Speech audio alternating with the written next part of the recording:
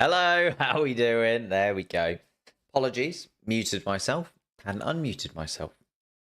How are we all feeling? Hello, Lofi, the iced Billy Parker's in there. Zora X68E.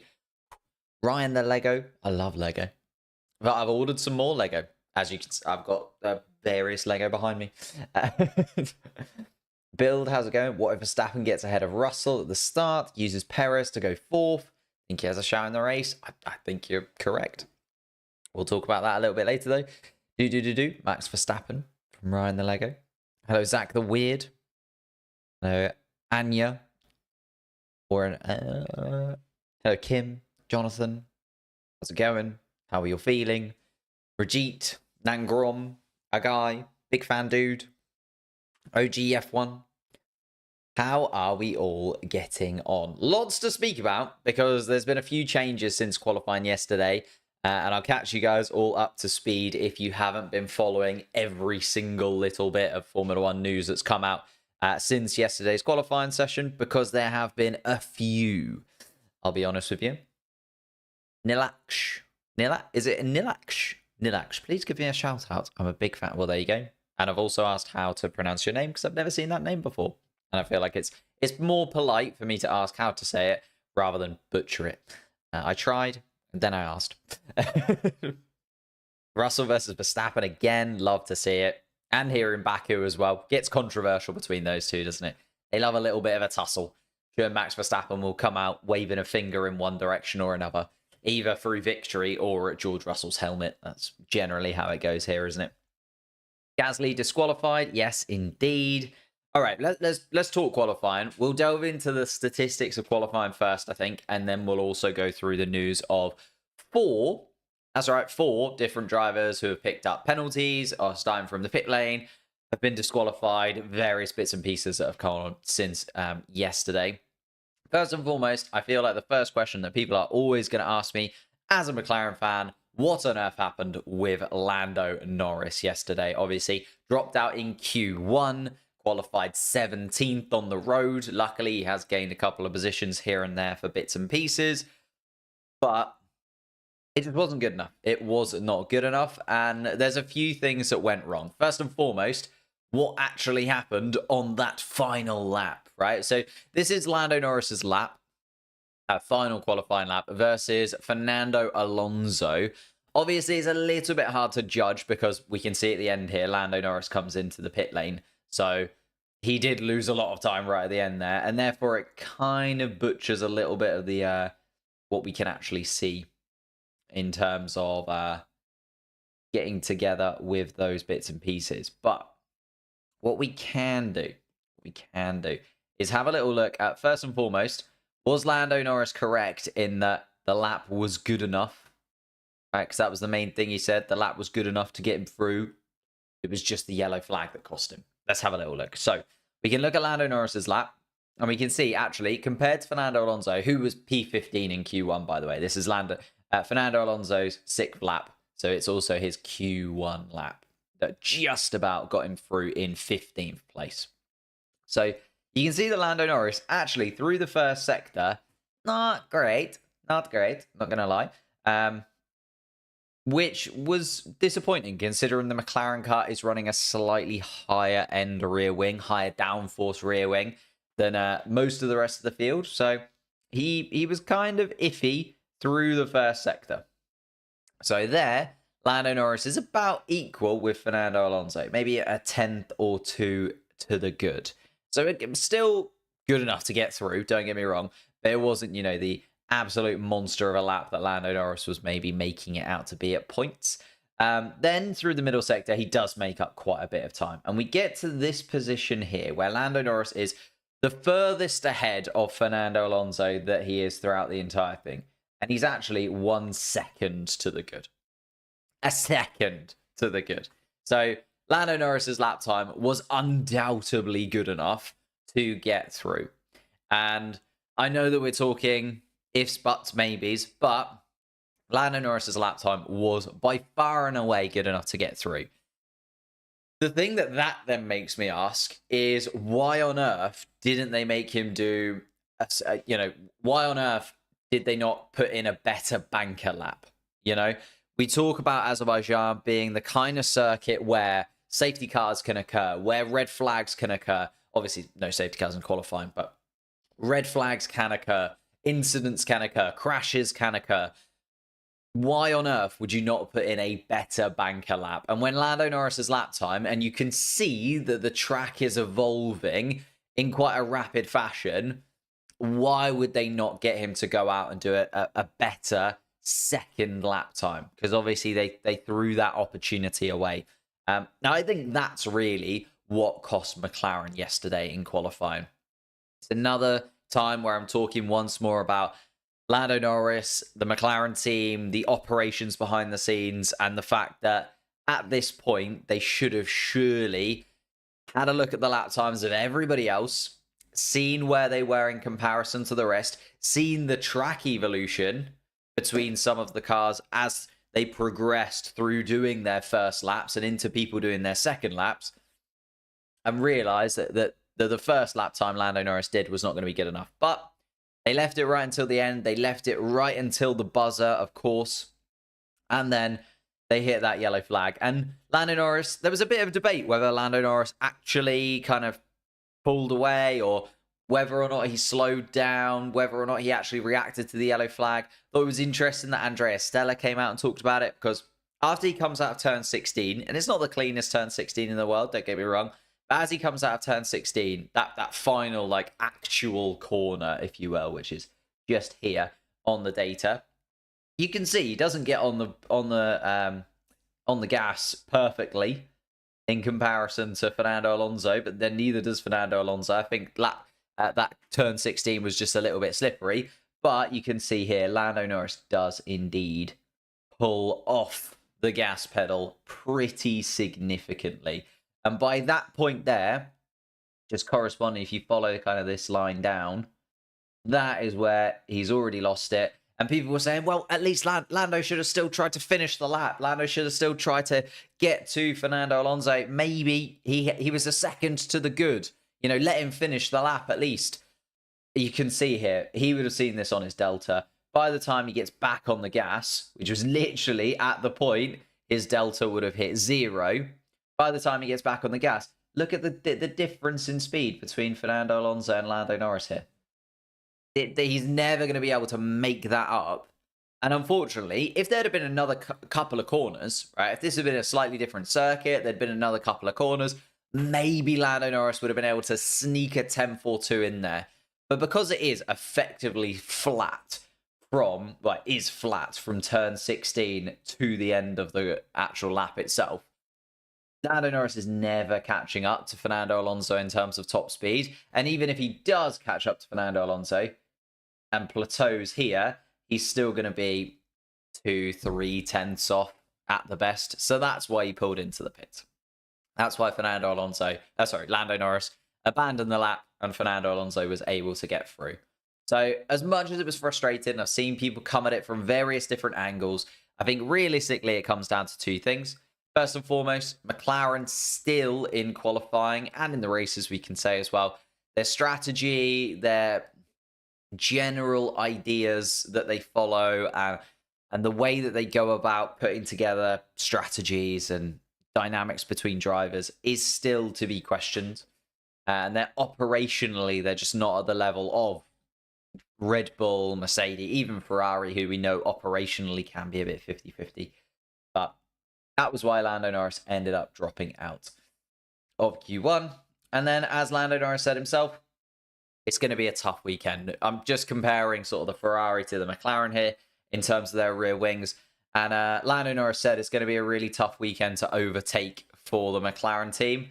And I couldn't agree more. If you look at the rear wing that Ferrari are running, it's not like the super, super low rear wing like you get in Monza or anything like that. But it is quite a low downforce rear wing.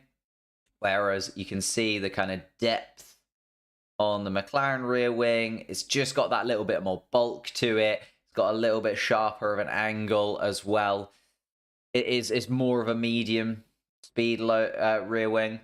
And that's the thing. I think McLaren were kind of banking on being quicker through the first sector, through the second sector as well to an extent, and then leaving a little bit of lap time on the track when it came to the third sector, which is obviously the massive straight line from turn 16 onwards.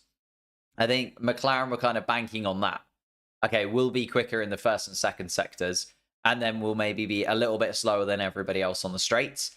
Now that Lando Norris is starting towards the back end of the pack, it's going to be almost impossible for Lando Norris to get overtakes done a lot of the time. Like, it's going to be a tough slog for him to get through even that midfieldy back marker area of the track. You know, getting past the Aston Martins, getting past the Williamses, getting past the Hasses is going to be really tough because a lot of those cars are running slightly lower rear wing, slightly lower lower downforce rear wings. Why is nobody typing? Not sure. Wait, an opportunity, indeed. Hamilton starting in the pits. He is indeed. Right, we'll get into the news in just a second. I've got a couple more bits and pieces just to look at in terms of qualifying. A couple of people also asked about Ollie Bearman. Ollie Bearman and the fact that he obviously came on the radio afterwards and was frustrated.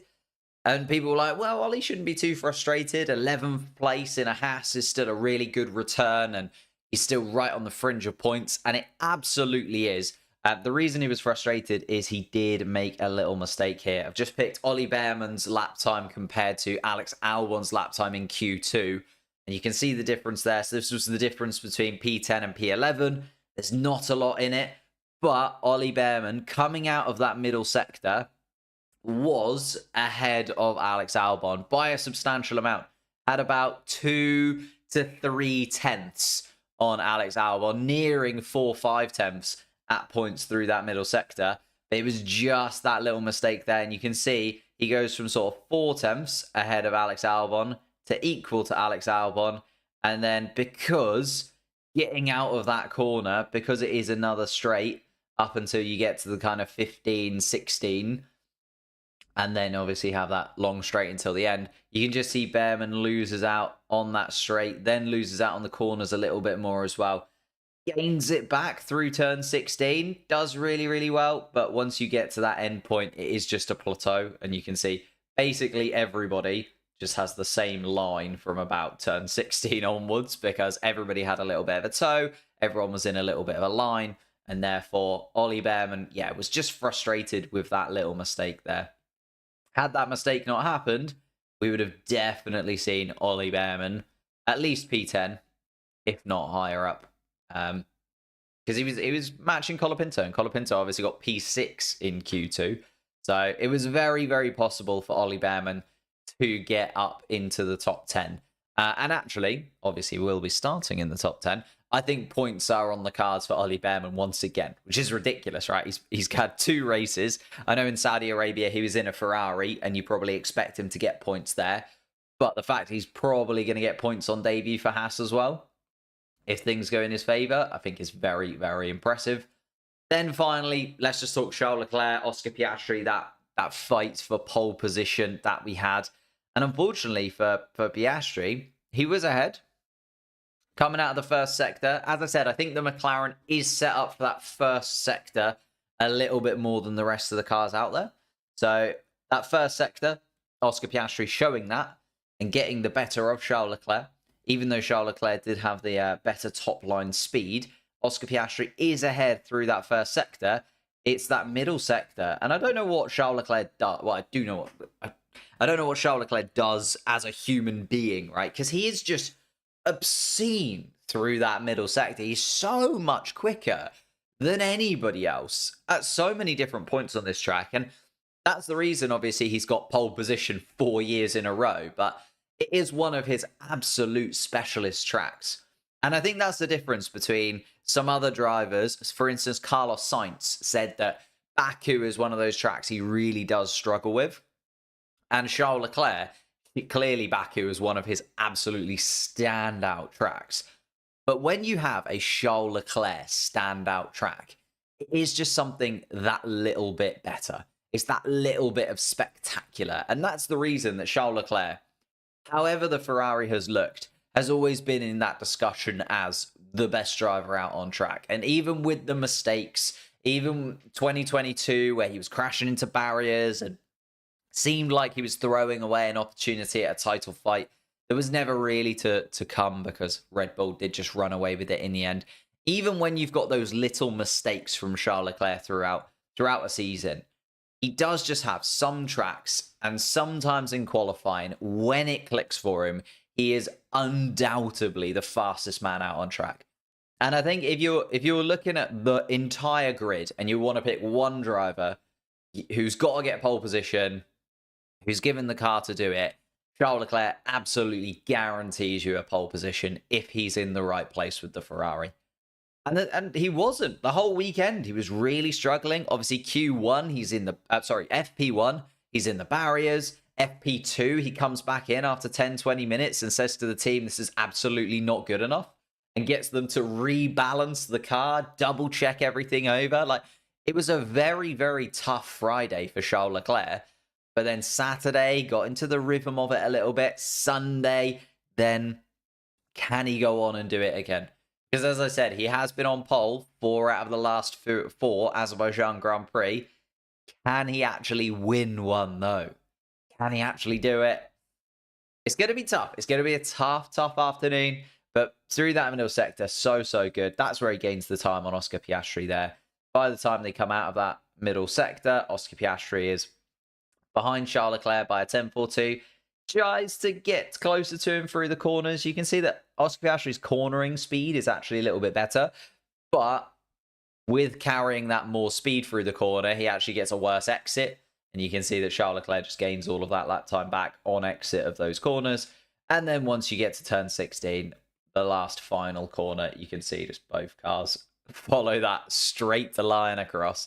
There's no way of catching your rival in front of you, unfortunately, once you get to that point. Unless you do something like what Bottas and Joe did in Q1, where you literally stick the other car from your team in front so that they get a huge tow and complete, like minimal drag throughout that back straight. Apart from that, you can see that actually, even when it gets to the top end speeds, the Ferrari did still have the better of it compared to Oscar Piastri's McLaren. But I wanted to highlight it because I do just think Charles Leclerc is a different animal when it comes to this this track in Azerbaijan. Going around Baku, I don't know what he has for his breakfast when he gets to Azerbaijan, but my goodness me, he absolutely flies. And I think it is insane to see how good he is. A couple of people then asking, oh, that's not the one I wanted. I wanted the one with Max Verstappen too. Final one, Max Verstappen, looking at it, what happened to Max? Actually, obviously out-qualified by Sergio Perez for the first time since Miami 2023. So well over a year since Max Verstappen has been out-qualified by Sergio Perez. Obviously, we know that Sergio Perez is a little bit of a specialist around Baku. He's the only driver to have won in Baku twice. I know there's only been, 7 Grand Prix beforehand, but still, only the only driver to have won here twice. And you look at it, Max Verstappen actually just lost all of his time in turn 1. And I think that's the frustration. I think we've all been there. If you've ever played the Formula 1 game or any kind of racing game in qualifying, you know, you're doing your formation lap, you're ready, you're raring to go, you're getting things set up, you're tweaking things on the steering wheel. You get straight into turn 1, and you make a mistake, and you're like, right, I've got to do a whole nother lap before I can have another go at this. Obviously, in qualifying, in Formula 1, you just get one shot. And Max Verstappen makes the mistake in turn 1. He then sets pretty much an identical time to Sergio Perez throughout the entire lap. Like, you look at the bumps and bruises of Max Verstappen's lap and Sergio Perez's lap. So Sergio Perez is in the blue, Max Verstappen in the white. They're almost identical to one another. He does close into Sergio Perez a touch through certain areas, but in comparison to Charles Leclerc, again, it's that middle sector from Charles Leclerc, just absolutely obscene. In fact, Sergio Perez is a touch ahead going into the second sector. So this is sector 2. Going into the second sector, you can see Sergio Perez is a touch ahead of Charles Leclerc. Charles Leclerc's car set up for kind of sector 2, sector 3 a little bit. But, my goodness me. Charles Leclerc through that middle sector, and you can see by the time they leave that second sector, and get towards the final couple of corners, 3-4 tenths have already gone, and that's what you end up with. Charles Leclerc being 5 tenths ahead of Sergio Perez, and then 7 tenths ahead of Max Verstappen. But yeah, Max Verstappen lost sort of 2 tenths or so in that first corner, which was why Max Verstappen was so frustrated. Like going straight down into turn 1 and losing that lap time as soon as you get into the you get into that final flying lap is frustrating. You know, it's one thing that you just don't as a Formula 1 driver. Now, having said all that, let's get into the actual grid itself. Is this going to load? Oh, I haven't loaded. You idiot. Silly me. Let me just open this. Apologies. Live timings. Multi-viewer. Haven't checked out multi-viewer? You are a silly person. Get over onto the multi-viewer website. Download it for yourself. Gives you all of the insights, all of the statistics you could possibly want at any point throughout the entire Grand Prix. It is fully free as long as you have a Formula 1 TV subscription. And they power everything that we do here on the live streams and allow us to show you the live telemetries all of the time. But as I say, well worth getting onto multi-viewer if you haven't already. They are wonderful people and have supported the channel for a little while now. It's been probably over a year that we've been backed with multi-viewer on the live streams, and they have been one of the driving forces that has moved us towards that 100,000 subscriber goal, and a lovely little plaque that could go on the wall just behind me. So let me get the qualifying. There we go.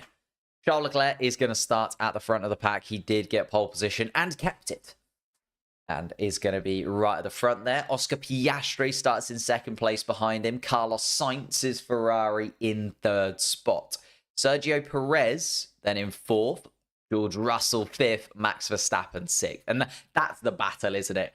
Love to see George Russell and Max Verstappen side by side, because they do love a little to and fro. They do love a little bit of a bump battle, let's say, between the two of them, Max Verstappen and George Russell.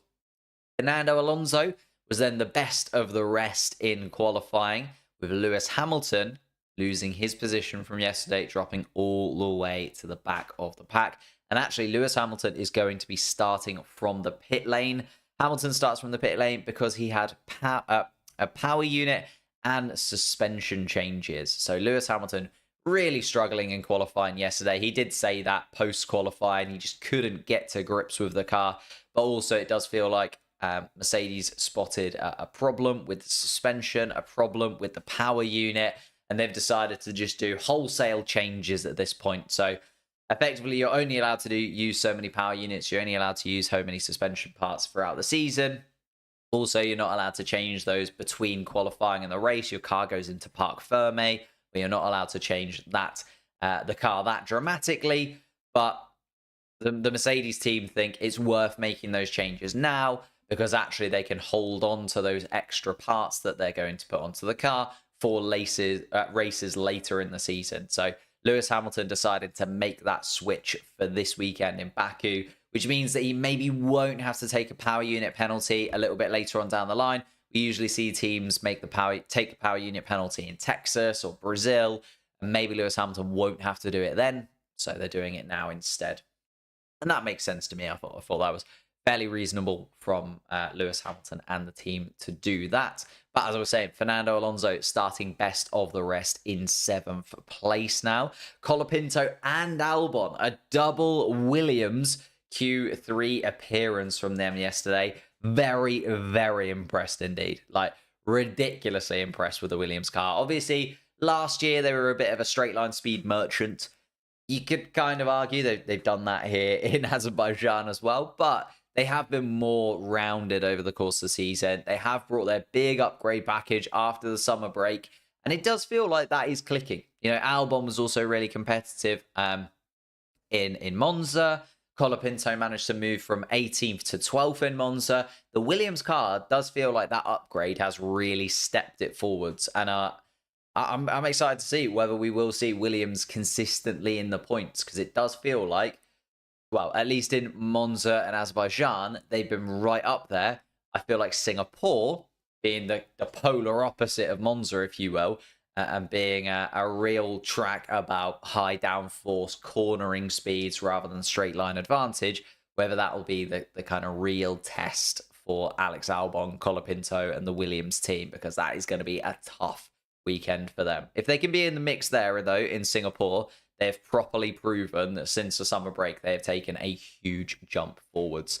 Ollie Bearman starts in 10th place. Obviously, we talked about him not quite getting into Q3 and being in 11th, but with Lewis Hamilton dropping to the back, Ollie Bearman promoted into the points scoring places. That would be his 7th point of the season if he finished in 10th place, because he did pick up 6 points for Ferrari at the beginning of the season in Saudi Arabia, but this would be his first points finish in a Haas. Obviously, the team that he is joining next year, bit of an early debut for Ollie Bearman, with Kevin Magnussen being banned for this race, and I really do hope that Ollie Bearman does pick up some points in this one. I feel like that would be a lovely little story and something that they can kind of build on going into the next season as well.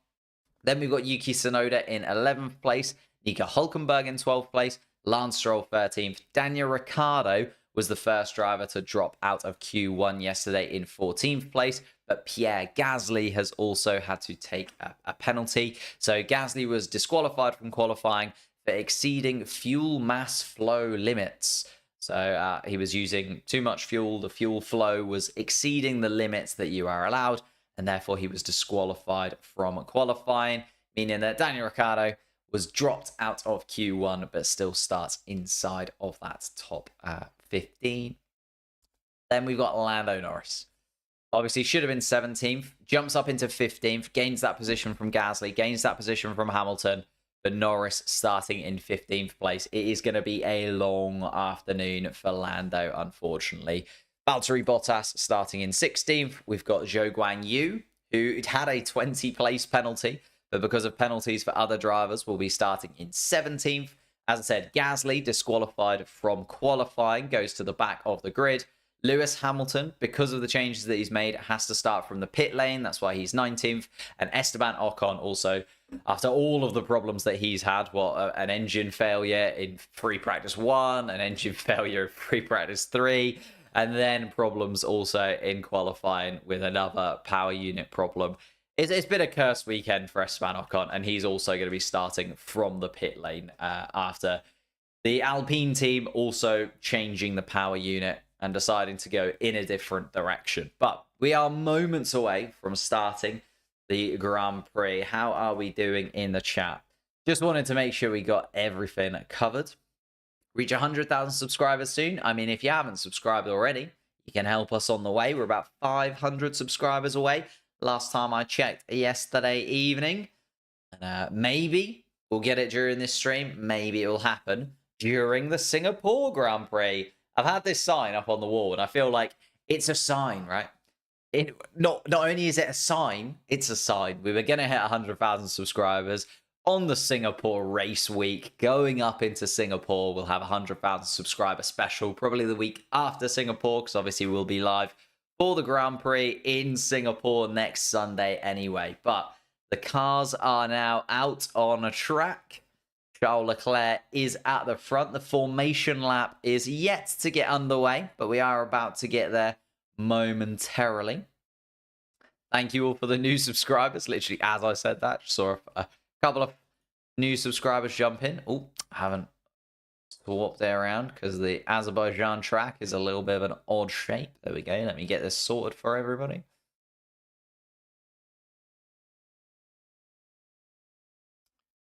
Let's see then. The formation lap is now underway. You can see Charles Leclerc moving through turn 1. Everybody generally going for the medium compound tyre. Alex Albon, the only driver inside of the point scoring places to zig where everybody else has zagged, to go onto the hard compound tyre. Going long in this race then, Alex Albon. And that has been a tactic that's worked for him quite a few times in the past. So I can understand why Alex Albon would want to go for that kind of strategy.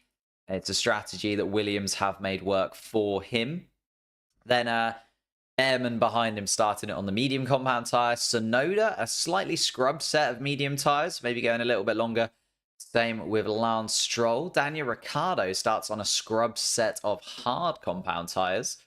And Lando Norris also opting for the hard compound tyre as well. Lando Norris did say in an interview beforehand, he thinks that strategy is going to be the only way that he really is able to move forwards in this race. And they clearly think the hard compound tyre, go long, maybe hope for a safety car or something along the way, and then make the positions up. Then Valtteri Bottas starting on the medium. Joe Gasly in there, out on track in 17th and 18th on the hard compound tyres. And then there's Lewis Hamilton and Esteban Ocon starting from the pit lane. Hamilton opting for the medium compound tyre, Esteban Ocon on the hard. So a little bit of a mix of a strategy. Understandably, the top 10 kind of opting for the medium compound tyre. Let's see. 100k on my favourite track? Exactly, Antonio. It's like it was meant to be. It's mad how life kind of scripts itself in those ways, doesn't it? Anyhow, Charles Leclerc now making his way to turn 16 through 17, getting those tyres as warm as possible. He'll also start to back up the pack. Ooh. Alex Albon going a bit slowly through the final sector. No, it seems to be getting back underway once more. All good. Calm in the Williams garage after... Oh yeah, I forgot to mention, obviously, Alex Albon just about got away, even though they left the fan in that Williams car. And if you haven't seen the video from the perspective of inside the Williams garage, the engineer is trying to take the fan off the Williams car. It's just that the guy who lets Alex Albon out of the garage basically goes, yeah, go. And the fan is still in. Nearly grips the engineer's arm off. But Alex Albon able to get the fan out. Not quite able to set a lap time in Q3, though. Final time to get your predictions indeed, Trev. I'd love to say Oscar Piastri wins it. But I would also like to see Charles Leclerc finally win in Baku. Because he's been on pole so many times. It just feels like he does deserve one, doesn't he? Like, he's worked so hard. He's put himself on pole in the last 4 Azerbaijan Grand Prix weekends. And yet, he has yet to win here in Baku. So I would like... And also, it means Charles Leclerc goes back-to-back in terms of victories. Which also then puts a little bit of pressure on Lando Norris in the Drivers' Championship. If Lando is... not able to get right back up to the top of the point scoring charts here. And ends up finishing kind of, what we think, in 7th at the best before we get into it. But the 20 cars are lining themselves up. Well, 18 cars on the grid. 20 cars ready to race, though. Green flag is waved. And 5 red lights before we get underway here in Azerbaijan.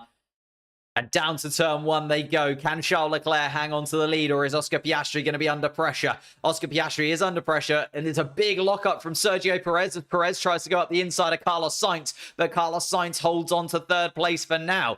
No, he doesn't. Sergio Perez down in towards turn 2, and Sergio Perez up ahead of Carlos Sainz. And Lando Norris has also made a really solid start. Lando Norris up into 13th spot already in this one. A little bit behind in terms of the lap times. Just gonna... Lando Norris done really well, though. Kept himself clean through there. And I'm just going to update the times a little bit.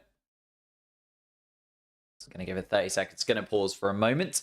But Charles Leclerc holding on to the lead in this one. Sergio Perez has jumped up a position into 3rd. Piastri still on the back of the Ferrari. Max Verstappen then has also got in front of George Russell up into 5th place. Fernando Alonso, Colapinto, Albon and Bearman holding on to the point scoring places as it is. Lance Stroll also with a very strong start in the Aston Martin.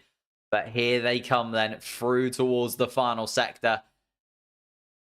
And they have to be so delicate around the streets of Baku. So heavy at this point in the Grand Prix. And here we are then. Charles Leclerc going to get us going. And is going to come across the start-finish line in Baku. Leading the Grand Prix. Perez, undoubtedly, though, the king of Baku. He's up there in third spot. Verstappen's also done well to make up a place for Red Bull. Red Bull do get really good launches, don't they? Oh, Lance Stroll on the radio thinks he's got a puncture. And Lance Stroll struggling then. Is he going to pull into the pit lane? That's Fernando Alonso. Can't see where Lance Stroll is. Lance Stroll has indeed pitted. Oh, yeah, and it's a big puncture for the Aston Martin. 4 cars abreast, though. Lando Norris in the mix with Tsunoda. Under pressure from Hülkenberg and Ricciardo as well, though. And they were almost 4 cars wide going down the straight. Lando Norris doing his best to try and get in front of Yuki Tsunoda. But Lando Norris now up into 12th spot. Norris with DRS behind Yuki Tsunoda. Tsunoda outside of DRS range of Bearman. A real battle down for 11th place now with Lando Norris going for it. And Pierre Gasly is also trying to make moves past Valtteri Bottas and does. Gasly up into 15th spot. Big gap then between Charles Leclerc and Sergio Perez, a couple of seconds, but Oscar Piastri holding on to the back of it. Bigger gap between Bearman, who is running in the top 10 still, and Yuki Tsunoda. That gap going to have to be closed by Lando Norris swiftly if he wants to get there. Lando Norris just coming up through the castle section. It is delayed, isn't it? I'm just going to quickly reload it once more. Let's see if I can adjust it a touch. Just gonna pause for a moment.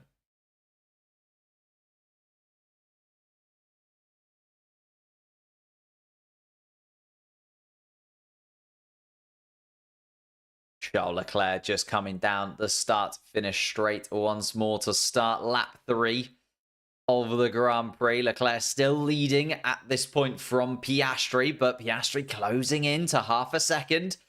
Piastri waiting and wondering if he can get himself into a position to take the lead here. Here comes the McLaren of Lando Norris. Is he going to be able to get past Yuki Tsunoda? Tries to cut up the inside of him towards turn 1. He's going to go down towards turn 2 and make the maneuver there. Lando Norris up the inside and takes the lead. Takes 11th spot from Yuki Tsunoda there down towards turn 2. And runs away from this pack towards turn 3, though Hülkenberg is also going to try and be opportunistic, and does. Hülkenberg up ahead of Tsunoda as well. And now Lando Norris needs to try and escape this pack and disappear up the road. Ollie Bearman, 4.5 seconds. The gap between Bearman and Norris already because of the battle between those cars in the mix. Charles Leclerc, though, holding on to the victory. And again, through that middle sector, just elongates his lead from Oscar Piastri. Needs to try and get outside of DRS range, really, unless Oscar Piastri is going to do what we've kind of seen Lando Norris do over the last few races. Hold back a touch at the beginning to then lean into it and really go forwards from the end of the stint. Sergio Perez still holding on to 3rd. Carlos Sainz in 4th. Oscar Piastri setting the fastest lap of the race so far, though. Charles Leclerc following us down to the start-finish line once again. So it is Leclerc, Piastri, Perez, your top 3. Carlos Sainz has dropped outside into the top 4, holding on to 4th spot. Max Verstappen is 5th fastest at the moment out on track. George Russell, 6th. And then outside of those kind of big teams, we've got Fernando Alonso down in 7th, Colapinto 8th, Albon 9th, and Bearman in 10th. Those 4 drivers picking up points. Oh, and a slow-moving Yuki Tsunoda. What's happened to Yuki? Is there a problem? Daniel Ricciardo gets past his teammate, but so does Pierre Gasly. And Tsunoda going very slowly indeed. Lewis Hamilton now on the back of the RB car. Was there an issue for Tsunoda? Hamilton now up into 16th. Will that be 15th soon as he makes his way to the inside of Yuki Tsunoda down towards turn 3? And yes, Hamilton does get the move done up into 15th spot ahead of Yuki Tsunoda then. Gasly next up on the tick list for Lewis Hamilton on his way to try and rescue some points after starting from the pit lane. Charles Leclerc, quickest out on track of anybody, 0.4 of a second quicker than Piastri last time around. That's more like it from Charles Leclerc if he is going to get all the way to the end of this race, holding on to the victory. But Sergio Perez, Oscar Piastri, they're both going to be holding on to the Ferrari for the foreseeable future. Let's have a little look at this replay then. Max Verstappen, just gets up the inside of George Russell at turn 1 and then almost bullies George Russell to the outside at turn 2 as well. And when you can get up the inside at turn 1 and just position your car so that they can't cover you off into turn 2, it's exactly what you want to do. Lance Stroll, let's have a little look where this puncture comes up. It's Daniel Ricciardo ahead of it. Oh, and Lance Stroll and Daniel Ricciardo collide once more. You remember back in China, it got very tasty between the two of them after the Grand Prix. Oh, no, it's Tsunoda, sorry. Tsunoda and Stroll come to blows with one another. It must have been a little bit of carbon fiber that tyre just cut into. And Lance Stroll's race ruined from that moment. Unfortunately, Lance Stroll running all the way at the back of the pack in 20th and a good, 16 seconds adrift of Esteban Ocon, who started in the pit lane but has caught up to Bottas and Zhou ahead of him. Yuki Tsunoda also really struggling in that RB car down into 16th spot. But we're back here once again with Charles Leclerc and Piastri. Piastri's been able to close in enough through that middle sector to get into the DRS range once again. But can Charles Leclerc just keep him at arm's length? Unfortunately, Piastri just not able to get within half a second or so of Leclerc. Real striking distance of the Ferrari. The Ferrari, remember, does have that better top line speed. But with the DRS advantage, Oscar Piastri almost able to battle through that, but not quite able to get onto the back of Charles Leclerc in the way that he would have wanted to. Lando Norris catching onto the back of Ollie Bearman, his teammate, now 3 seconds adrift of 10th spot. On the hard compound tyre, though, Lando Norris, remember, is going to go much longer than some of these guys and try and get the overcut if possible, or a safety car that runs in his favour. Charles Leclerc, though, leading the Grand Prix still from Piastri. Sergio Perez has been left a little bit adrift by these two now. A couple of seconds separates Piastri and Perez. Another couple of seconds to Carlos Sainz in 4th spot. Max Verstappen then 1.5 seconds in 5th place behind Sainz. George Russell is starting to put the Red Bull under pressure, though. And George Russell closing into the back of the Red Bull of Verstappen. And to be honest with you, they're the fights we love to see. Verstappen and Russell do not hold any punches when racing one another. And let's see what comes of that battle between the two of them. Verstappen made up the position on lap 1, but Russell closing in. Now we get to the mid-stage of this first stint. Hamilton on the radio, struggling with the medium compound tyre, not enjoying running around the back of the pack at all, Lewis Hamilton. He's at the second adrift of Pierre Gasly. Fernando Alonso also still running inside the point scoring places in 7th. He's 4 seconds adrift, though, of George Russell. Colapinto has been able to get himself up in front of his teammate and remain there throughout the race so far. Colapinto in 8th, Alex Albon in 9th. And it'll be interesting to see how that plays out. The two of them, obviously, Colapinto on the medium tyre, Albon on the hard compound tyre. Aston Martin will have to keep an eye on Williams splitting that strategy and trying to get the better of Fernando Alonso. And Ollie Bearman is the man in 10th spot. Lando Norris is still in 11th, but that gap has come down from 3 seconds and is now 1.8 seconds. He can start to see the back of the Haas getting closer and closer to the front wing of his tyres. To the front wing of his tyres? Front wing of his car. Show graph. What graph do you want? The race trace? Actually, I haven't set up the race trace yet. I'll have a little gain. To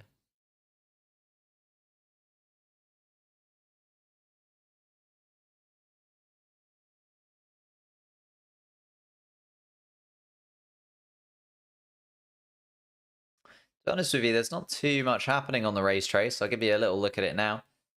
But Charles Leclerc kind of ebbing away at the front. Piastri remaining fairly solid behind. Sergio Perez has kind of plateaued as well. Carlos Sainz finding a little bit of pace in the last couple of laps to close into Sergio Perez, but not substantially at this point. Max Verstappen and George Russell now matching one another. Russell was within DRS range, but has just dropped 1.6 seconds behind. Alonso, Colapinto, Albon, you can see just ebbing away from that top 6 pack. And you'd expect that at this point in the race, holding onto their tyres a little bit better and also maybe hoping for something to go their way. Lance Stroll still running around at the back of the pack. Yeah, a puncture for Lance Stroll ruined his race and is the only driver yet to have pitted. You can see on the graphic to the left-hand side of the screen. Ooh, we go on board with Ollie Bearman, who got ever close to the wall. Little bit of a lock-up for the Haas. And the pressure of the McLaren coming up behind him. Maybe starting to come to reality. Bearman now 3.5 seconds adrift of Alex Albon ahead.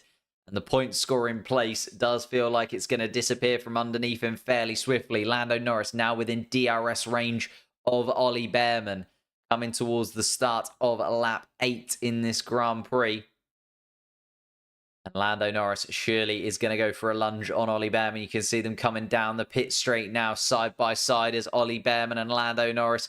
The DRS comes open for the McLaren. He's going to gain and gain on the Haas. We go on board with Lando Norris, peels to the left-hand side, goes up the inside towards turn 1, picks his braking zone, and gets himself up into the top 10. Lando Norris started 15th, up into 10th spot, and finally into the point-scoring places. But it is another 4 seconds up the road until he meets Alex Albon. So Lando Norris, another big step in the right direction, but a huge mountain still to climb. Oscar Piastri, we are plan B. Plan B for Oscar Piastri. That maybe is just the medium tyres not holding on the best as possible, because you can see Piastri falling away from Charles Leclerc substantially in the last few laps. Was very much within DRS range for the first 5 or 6, and now 2.5 seconds adrift. Sergio Perez even closing the gap to Oscar Piastri a touch through this first stint on these tyres. Lewis Hamilton has gained on Pierre Gasly, is now in the DRS range of the Alpine. The problem that Hamilton will have here is the Alpines are running a super low downforce rear wing, so it's going to be easy for Hamilton to gain in Sector 1, Sector 2, but it's going to be so hard for Hamilton to get past Pierre Gasly without a good run through turn 16 and a big toe down towards the start-finish line. And George Russell thinks a plastic bag just went in the left-hand side airbox. That would be horrendous if true. Because if that gets into any part of the mechanisms that are obviously running around in and around the engine, the 2 Haas cars then, Ollie Bearman now really struggling, possibly with tyre degradation. I would imagine hasn't had the experience of driving a full race stint in this Haas car before.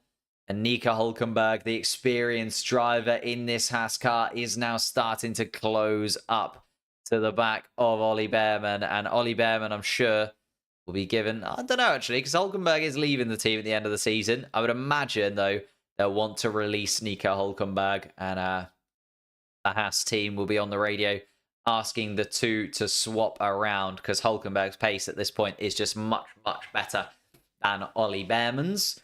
And Hülkenberg moving up into 11th, points would still most certainly be in the battle for it. Exactly, it's Ollie Bearman's first race inside of a Haas, and we know that the Haas can be pretty tricky when it comes to tyre degradation. So, Ollie Bearman getting a little bit of a lesson in tyre degradation and strategy from his teammate behind. Let's see then. Ooh, a little bit of degradation. Lando Norris being told that teams are starting to struggle. We'd imagine if they're going for the one-stop strategy, they're going to come in around about lap, 15, 20 in that kind of window. So that's when Lando Norris will really get the idea of where he is. Interesting to see if he will lead the race at any point. 23 seconds adrift of leader Charles Leclerc, but with a good 3 seconds of road to run into at the moment, Lando Norris. If Charles Leclerc pits and obviously comes out behind Lando Norris, we'll see. Can I see this message? Yes. Yuki has a massive hole in his side pod and the Saubers still can't pass him. Yeah, that is the thing. It's a shame, actually, because Yuki was going pretty well. Obviously, had that collision with Lance Stroll, but it didn't look like it had affected Yuki Tsunoda's car too dramatically.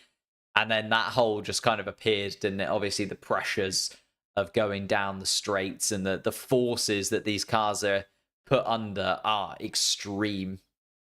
Suddenly, it just sort of fell away. Yeah, Yuki Tsunoda really struggling now for pace. You can see 11 seconds off the back of Lewis Hamilton, where Tsunoda was properly in the battle with kind of your Hülkenbergs, your Norrises, your Ricardos earlier on in the Grand Prix. There goes Zhou Guanyu actually making a move. Little switch, and Zhou Guanyu possibly just having that little bit better pace on the hard compound tyres at this point in the Grand Prix and being allowed to go ahead of Valtteri Bottas. Verstappen on the radio. Max Verstappen not very happy at all with how the car is set up. Just can't seem to get any real pace from it. Says he's got 0 bite in the car, which means that the grip effectively going into the corners doesn't feel like he's got the grip that is needed.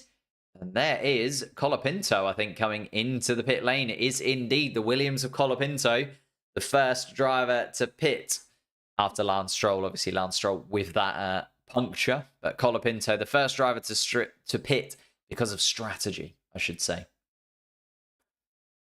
Colapinto in. Swift stop from the Williams team. A 2.7 second stop. And Colapinto's going to come out behind Lewis Hamilton, but with a lovely bit of racetrack to run into. And you'd imagine he's on the 2-stop strategy then. So Franco Colapinto, new hard compound tyres going onto that car. Gone for a bit of an undercut on Fernando Alonso. 2-stop strategy to run into as well. Colapinto can have a go on these hard compound tyres, you'd imagine, and then get the opportunity to swap them for a little bit later.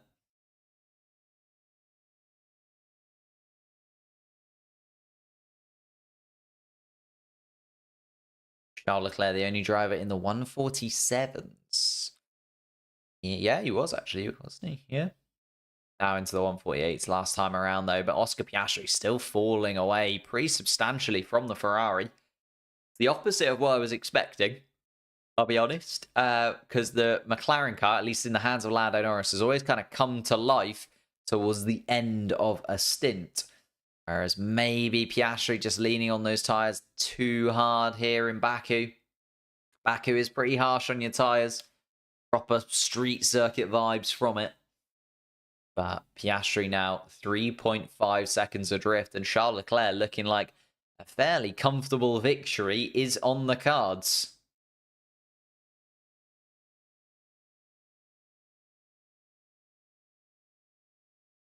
Piastri, though, trying to come back at him. Not really able to do so, though. Charles Leclerc once again in the 147s. Fernando Alonso comes into the pit then to try and cover off Colapinto. Aston Martin worried about the pace of the Williams behind. Let's see where Colapinto is going to be in comparison to Alonso. Alonso comes out, just comes around turn 2. Colapinto's not too far adrift. Couple of seconds between Alonso and Colapinto. New tyres onto both cars. And actually, they've got to be worried as well about Alex Albon, who's now been released into 7th place. Alex Albon going a lot longer on those tyres. Lando Norris then also going very long on the hards. 2.5 seconds adrift of Alex Albon still. And maybe just leaning into these tyres a little bit too hard at the beginning. And the McLaren team adjusting to that. Lando Norris just holding back a touch because he isn't gaining on Albon in the same vigour that he was gaining on your Tsunodas, your Hülkenbergs, your Bearmans earlier on in the Grand Prix. Albon in 7th? Yes, indeed. Although Alonso and Colapinto, who are ahead, have now pitted. Looks like Alonso is maybe on the 2-stop strategy as well. Charles Leclerc comes across the start-finish line, starts lap 13 of this Grand Prix. And Max Verstappen is going to box by the looks of things as well. So I'm loving this. There's a few drivers going for this kind of slightly unfavored 2-stop strategy, which didn't feel like it was going to be the optimum. But maybe they're reacting to the fact that tyres are degrading a little bit harsher than they were expecting. Verstappen into the pits. Russell into the pits as well. I was just looking at Pierre Gasly's lap time to see whether he was closing in on Ricciardo. Verstappen and Russell into the pits then. It'd be interesting to see where they come out because they don't want to be, well, kind of where they are, to be honest with you. Verstappen's going to come out behind Daniel Ricciardo. And in between Ricciardo and Gasly, Russell's going to come out behind Gasly. Hamilton is into the pits as well. A little bit of a slow stop for Lewis Hamilton and the Mercedes team. But now George Russell's got a slow-moving Alpine to deal with, and Verstappen's got to get past Daniel Ricciardo, which is maybe a slightly easier ask, considering Daniel Ricciardo is still in the hunt for that future Red Bull seat alongside Max Verstappen. Maybe Sergio Perez going on the 1-stop strategy, Verstappen going on the 2-stop strategy.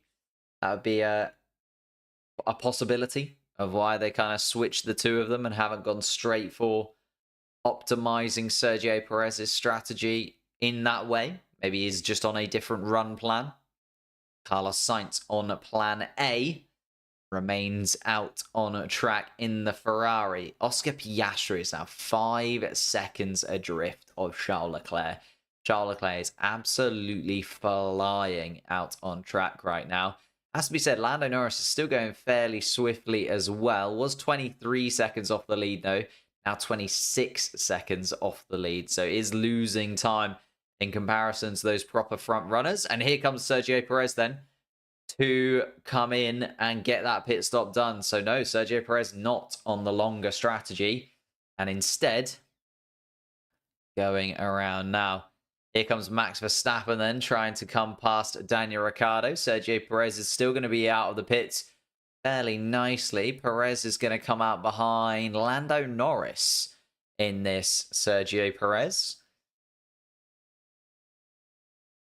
Perez ahead of the Hasses as well. That's a real big plus for Sergio Perez because he can now, well, Max Verstappen has now got to deal with Ollie Bearman and Nico Hülkenberg, which is not going to be a fun task considering how quick that Haas car can be in a straight line. Unless Hülkenberg and Bearman come into pit at some point soon. Charles Leclerc, though, running away. Might end up being one of the easiest victories for Charles Leclerc that he's had in Formula 1. But neither of the Ferraris in. Piastri not in yet either. Still going for that 1-stop, possibly. Sergio Perez, though, trying to get the undercut done on Piastri.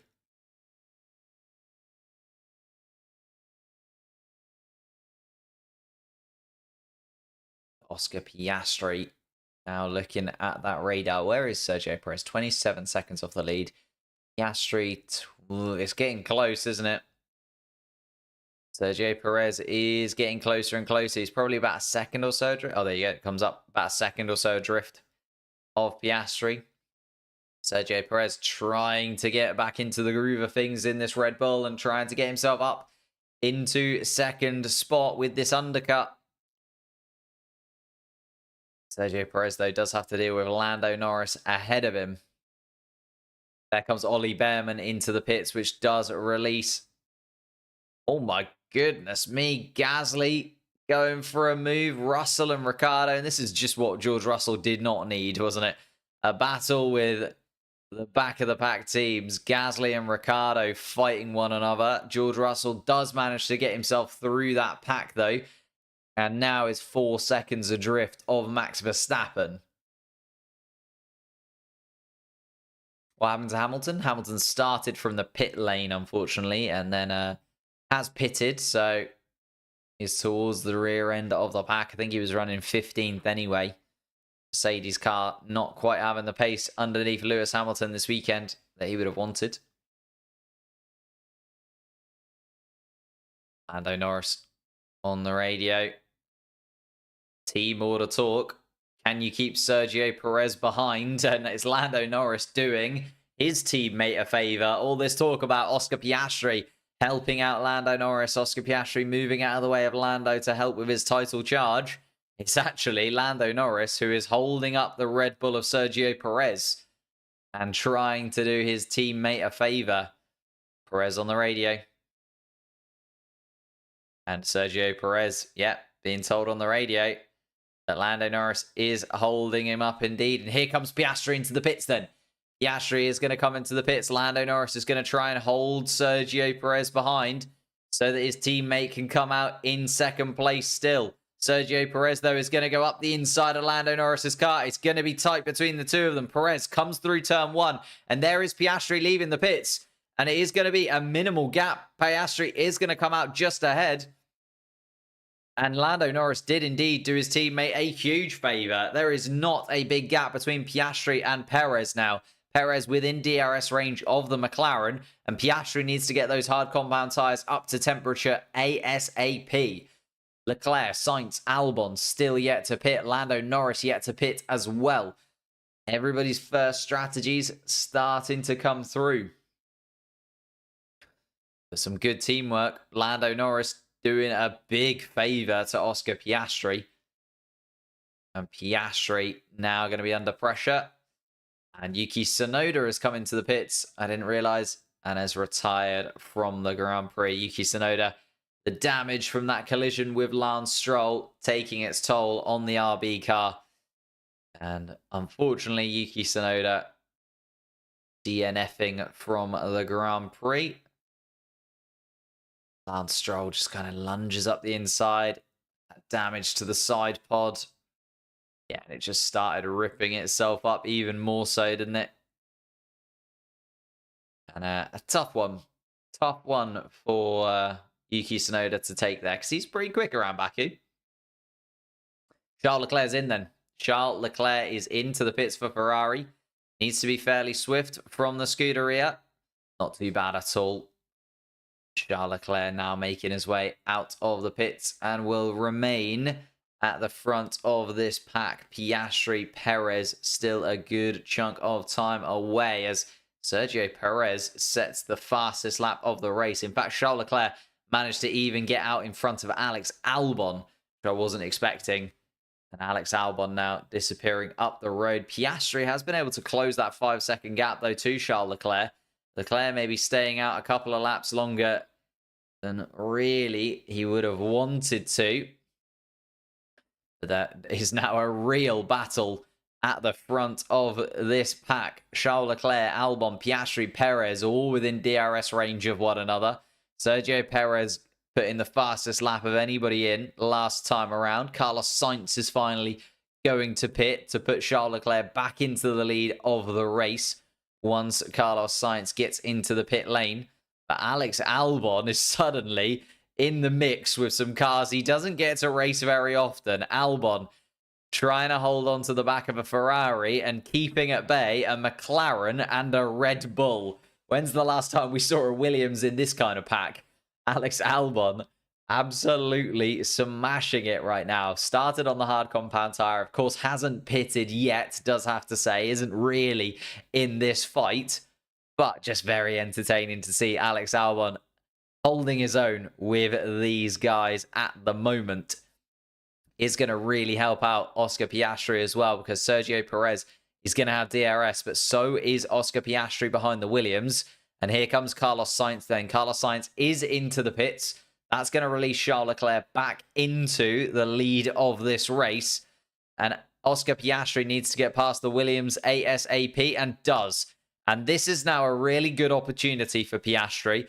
He needs to try and run away from Alex Albon to also elongate the gap between him and Sergio Perez. Alex Albon is causing a proper headache for these cars towards the front of the pack. Carlos Sainz comes out back in 6th spot, so remains ahead of Verstappen and ahead of Russell. Exactly where the Ferrari team need him to be. Sergio Perez has a look at Albon, and Albon closes the door on the Mexican driver. Alex Albon doing some defensive maneuvers that he remembers from Canada 2023. I remember that being an absolutely scintillating defensive performance from Alex Albon. He knows how to defend even cars that are quicker than him.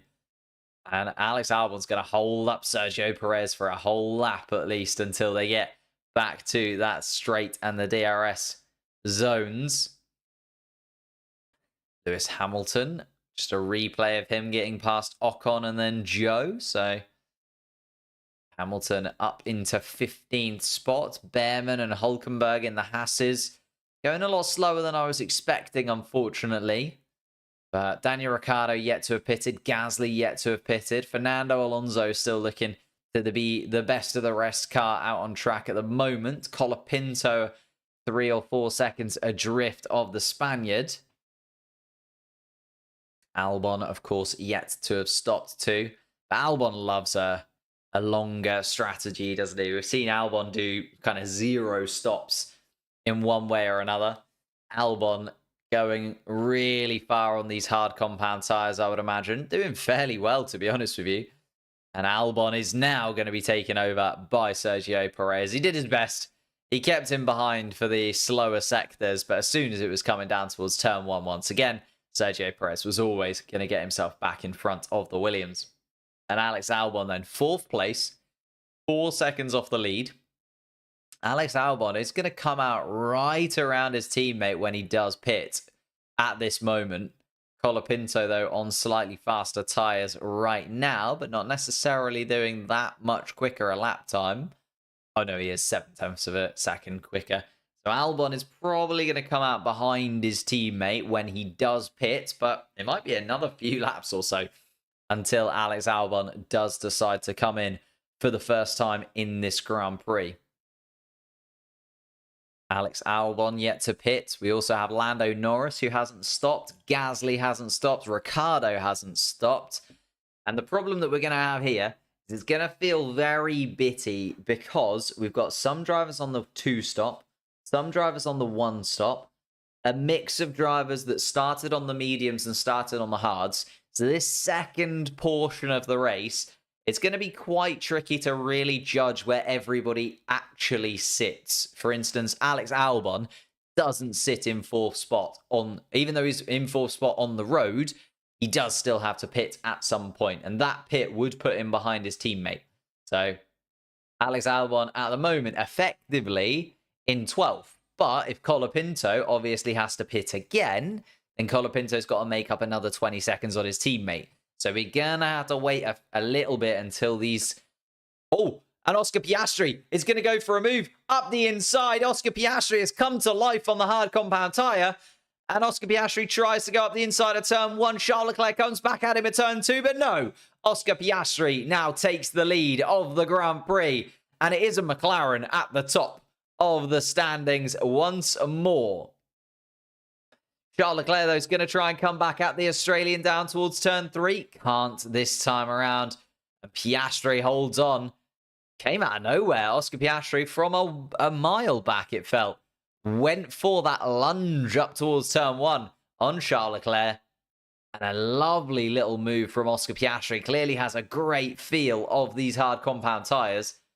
And Oscar Piastri getting the DRS, getting that feeling on the hard compound tyres, gets up alongside Charles Leclerc, down in towards turn 1, gets himself solidly ahead at turn 1 as well. Charles Leclerc has to back off a little bit through turn 1.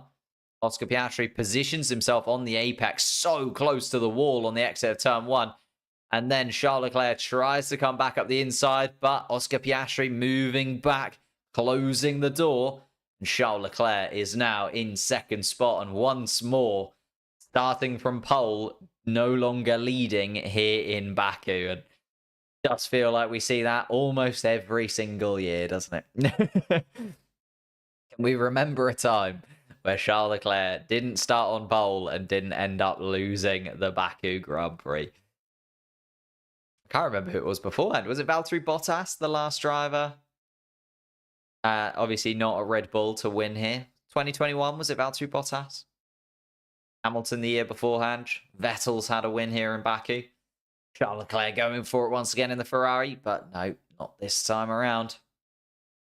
And Sergio Perez, as these two bicker, is also closing in. And this battle for the top three between a McLaren, a Ferrari, and a Red Bull is starting to get very, very intense.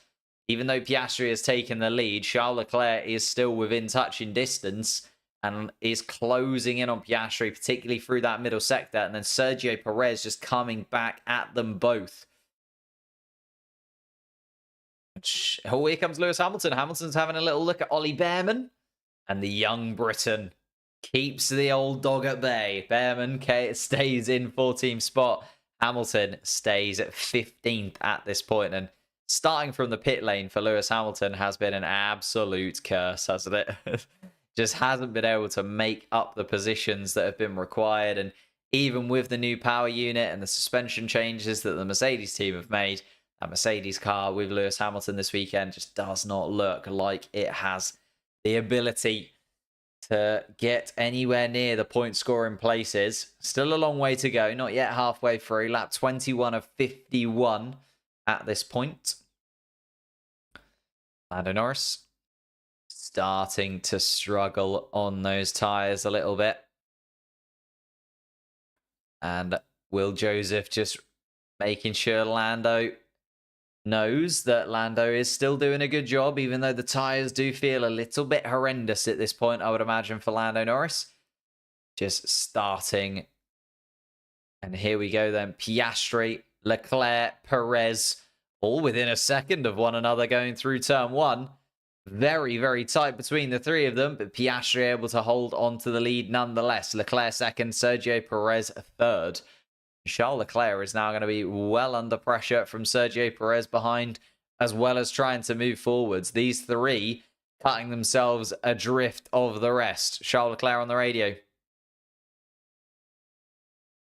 Charles Leclerc, they're pushing like crazy.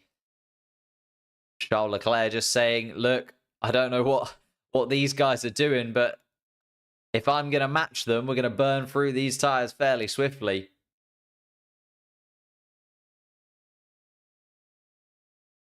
Oh my goodness me. Oh, and on board of Franco Colapinto. What's happened with the Williams? Just a smooth overtake of Pierre Gasly. Gasly on a completely different strategy to Colapinto, and Colapinto makes the move back up into the point scoring places now, Colapinto.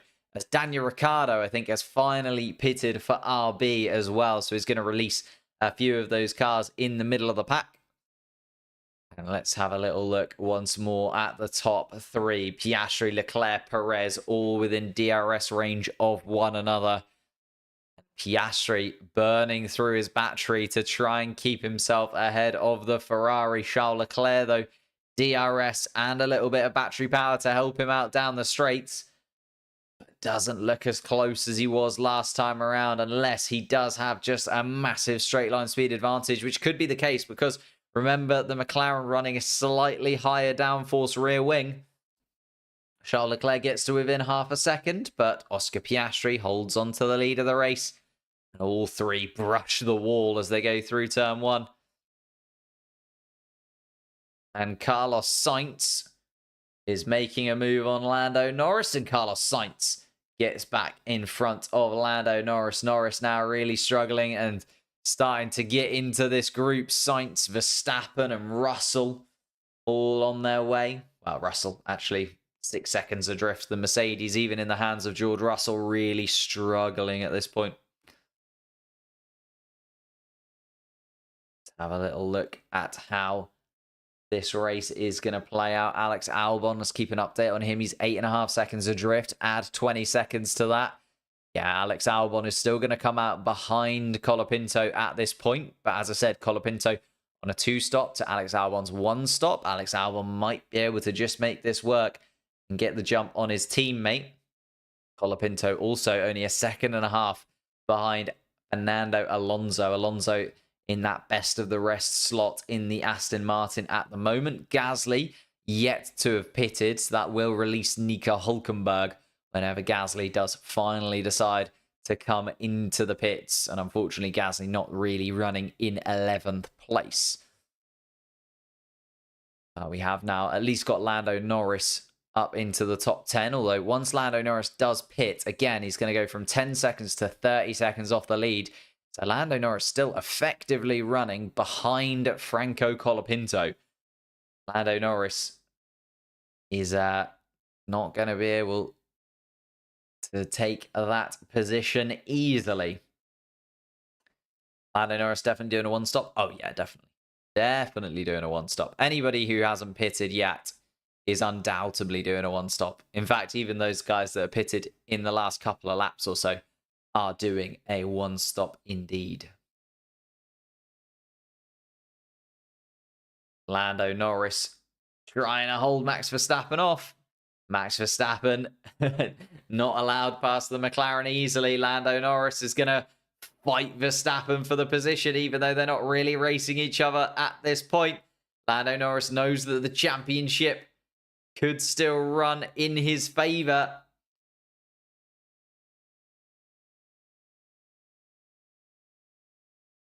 And Lando Norris, oh, very, very hard defending from Lando. Needs to maybe do 4 or 5 more laps, I'd say, Lando Norris. Get up to kind of lap 30 of the race. He can get up to lap 30 and stop on these hard compound tyres and then go on to the mediums. Hopefully, he's got a little bit more pace on the mediums than Piastri had. Piastri has really come to life only since going on to the hards. That'll be the one thing that I'm a little bit concerned about when it comes to Lando Norris's lap times. Medium tyre did not seem to do the job for Piastri. Verstappen goes deep and makes a little mistake. That's going to leave Lando Norris ahead of him once more. And Lando Norris is just going to try and keep this Red Bull at bay for as much as possible. Comes across the start-finish line. Charles Leclerc just outside of touch. When it comes to Oscar Piastri, Oscar Piastri now starting to feel like he's on a much, much better run. And Max Verstappen is having a technical issue. His brakes are not working in the way that he would want them to. And if that is a problem that Max Verstappen can't fix, we might even see Max Verstappen fall out of this Grand Prix. Max Verstappen still able to hold on to it now, though. Let's have a little look at Max Verstappen's lap time. He was 0.6 of a second adrift of Lando Norris last time around. And yeah, just completely dropped it from 15th. Sorry, at turn 15. And now, Piastri, Leclerc, Perez looking much, much better. Carlos Sainz obviously in 4th spot. Also looking much stronger than Verstappen. Albon and Norris will pit and release the Red Bull at some point. Because Norris is now 15 seconds off the lead as it is. Don't know though. If Lando Norris does go for the 1-stop and Piastri needs to 2-stop, Leclerc needs to 2-stop, could come towards Lando Norris this race as long as he's got enough pace in the next 5-6 laps. I think that's the thing for Norris. Then he's going to be under a little bit of pressure when it comes to the end of the Grand Prix, you'd imagine. Is Lando Norris, because he's going to have to go onto those tyres for a much, much longer stint. Charles Leclerc, though, and Sergio Perez kind of dropped back a little bit from the lead of the Grand Prix now. Piastri and Perez no longer separated by just a second. Couple of seconds now in this point of the Grand Prix. Carlos Sainz coming down the pit straight all by himself. Albon 3 seconds behind. Lando Norris, though, within touching distance of Albon. Sergio Perez trying to do his best. Oh, not quite. Max Verstappen also with DRS range. Can't get past the McLaren of Lando Norris, especially because Lando Norris has DRS with Albon as well. Albon has become a real pawn in this battle. He really has become a touch and something that has just put a little bit of a thorn in the side of most of the drivers on the track. Obviously, he caused a little bit of a headache for Piastri and Perez. He also kept Carlos Sainz at bay for a touch of time, and now Lando Norris has caught up to the back of Alex Albon. And maybe if Lando Norris can get in front of Alex Albon, Albon versus Verstappen, with Norris being able to disappear up the road a touch, this is going to get all very, very interesting as the final kind of pit stop strategies fall into place. This middle portion of the race, very difficult to judge where everybody is really going to end up, depending on those lap strategies. Oh, George Russell. When do we expect Albon and Norris to box? They're thinking at least another 10 laps. That might be a couple of laps old, that radio message, but maybe into the 34, 35 lap range for Albon and Norris. Norris now 16.7 seconds off the lead. To be honest with you, if Norris is within 20 seconds of the lead when he does come into the pits, it does make it very, very interesting, because Norris is going to pit, but then so is Piastri. So it's gonna be a tight little battle.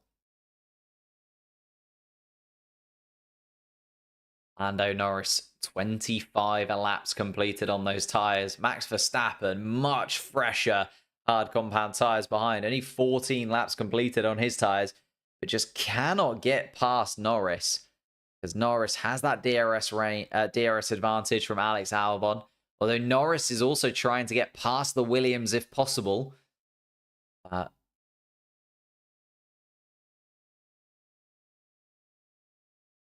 There you go. That's very true. If there is a safety car at this point, Albon and Norris will be absolutely loving it. So what we could really do with, is there a battle anywhere in the back of the pack? No. Russell, it's the second and a half off Alonso, 13 seconds. Colapinto, another 2, 5, 2, 2, 1, 2, 9, 6, 2, 11.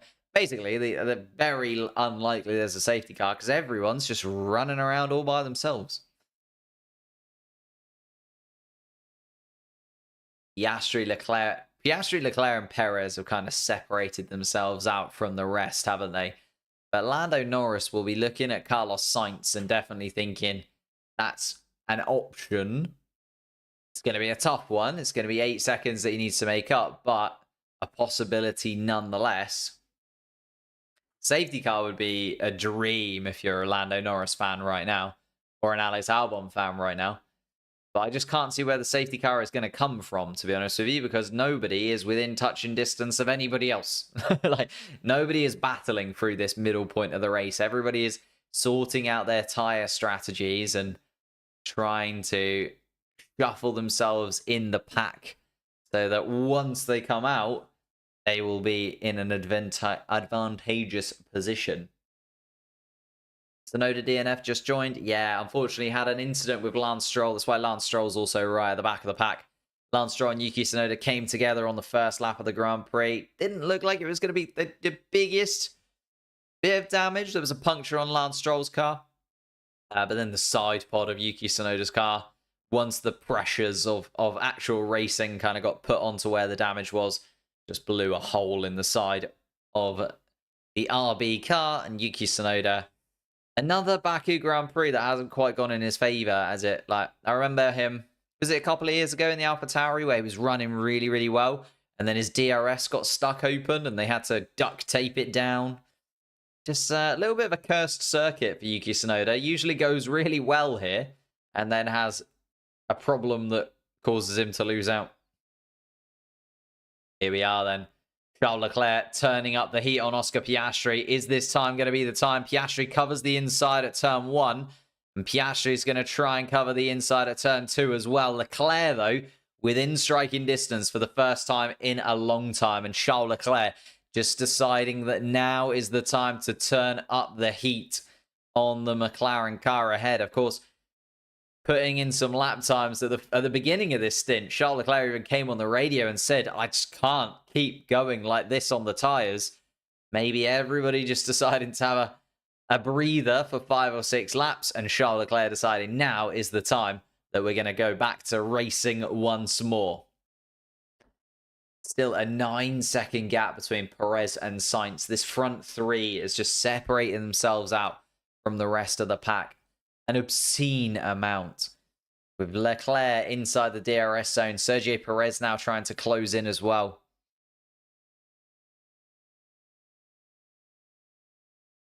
And Lewis Hamilton again complaining on the radio. Just can't even catch up to Ollie Bearman in 13th place at this point. Lewis Hamilton, absolutely harrowing weekend for Lewis Hamilton in that Mercedes car. Just hasn't been able to get anything going for him.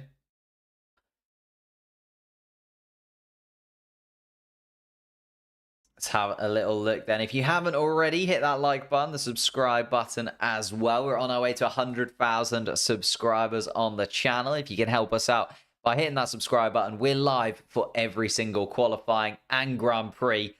But I'm going to interrupt myself.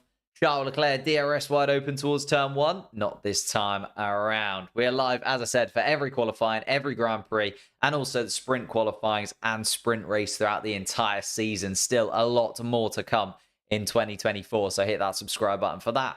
And also hit the like button. Last time out in Monza, we managed 701 likes on the stream. Surely we can beat that for this race here in Azerbaijan. It's been an absolutely spectacular first half of the Grand Prix. 22 laps left to go, and still a lot of stories yet to play out here in Baku. So hit that like button. It really does help us out. And, you know, maybe in another tab, you could open up a long form video. There's a few that I've linked in the description down below. Just let that play in the background. And then once that rolls into, you can maybe, you know, watch a couple of long form videos. Why not? Let the ads roll all the way through.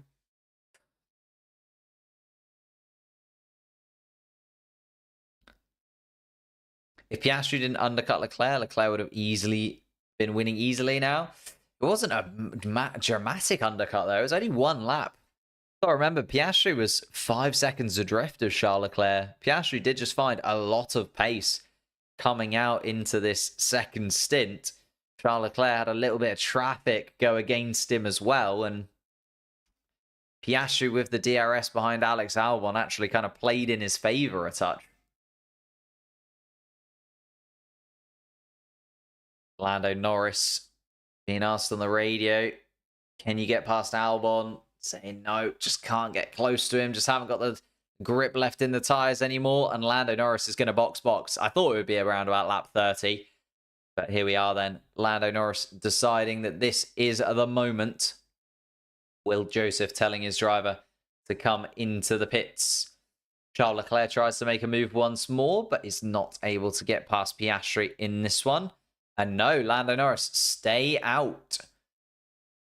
So Lando Norris deciding, and the team deciding to stay out instead. Lando Norris continues onwards in 6th spot.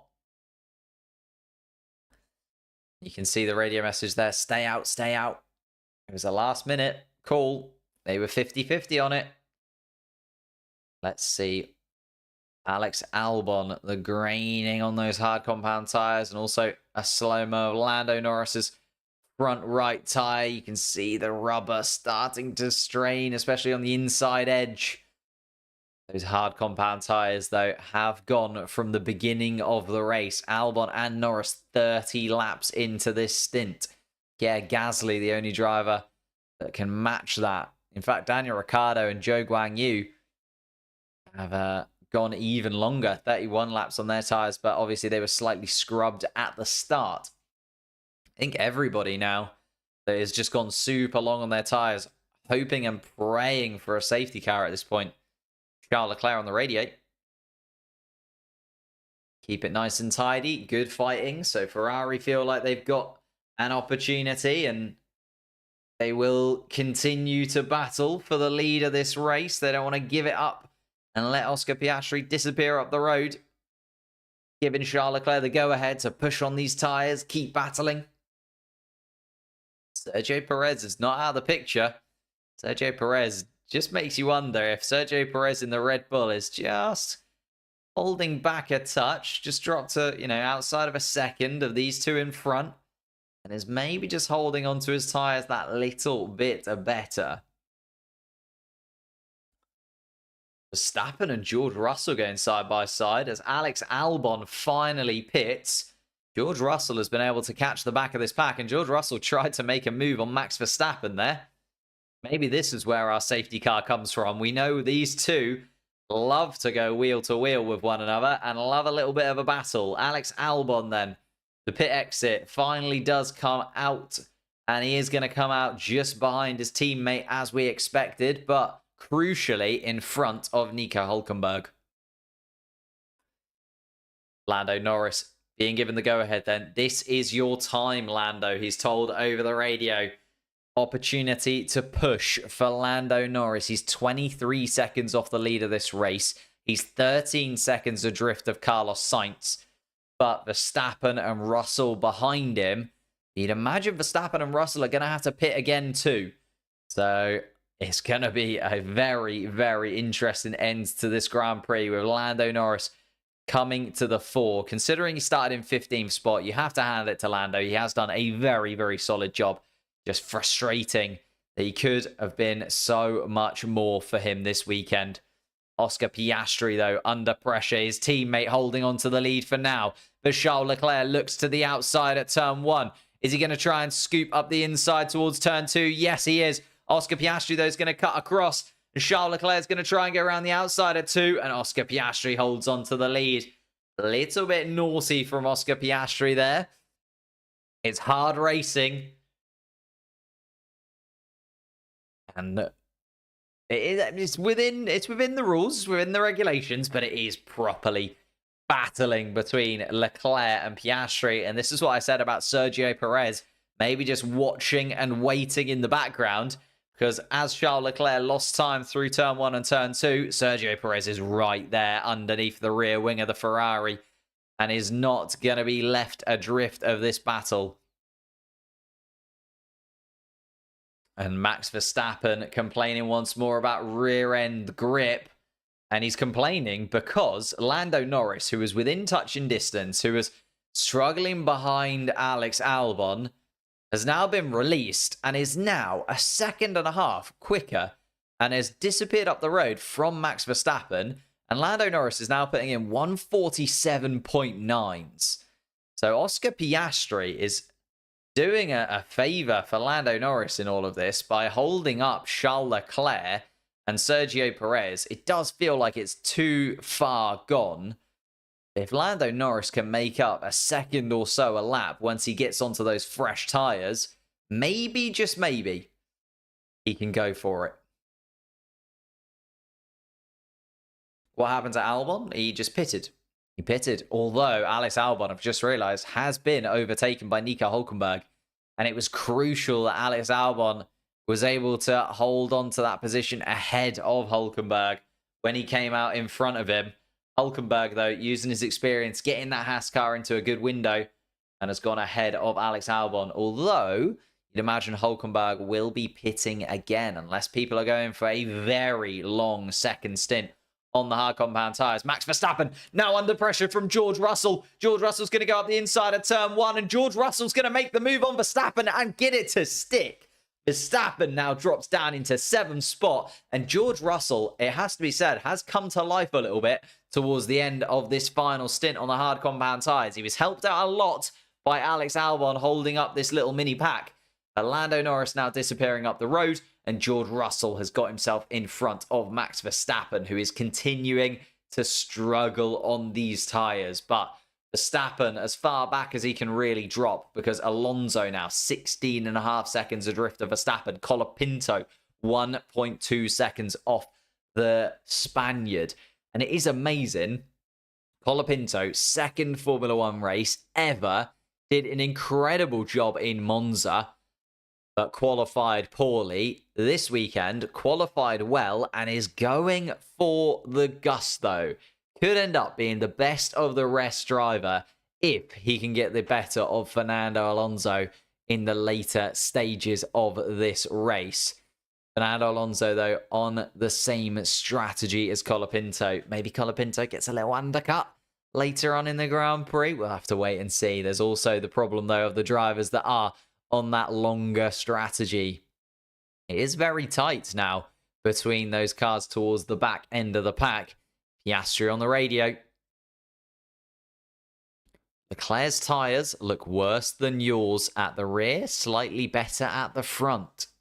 So Piastri just being told to keep an eye on the strategy, make sure he doesn't scrub his tyres too much. Charles Leclerc's tyres looking worried as well. Sergio Perez, though, as I say, just still in the background, ready to pounce the Mexican nose. He's properly in contention here this weekend in Baku.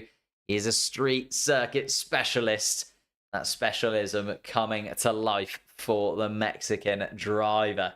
Carlos Sainz is also gaining on this front pack because they're, squabbling so much. Piastri and Leclerc and Perez costing each other so much time through the first sector or so. Carlos Sainz was 9 seconds adrift of Perez, now within 6 seconds. Lando Norris 14 seconds behind from that. Lando Norris now only 22 seconds off the lead, whereas it was a lot more a few laps ago. It's gonna all culminate together, isn't it?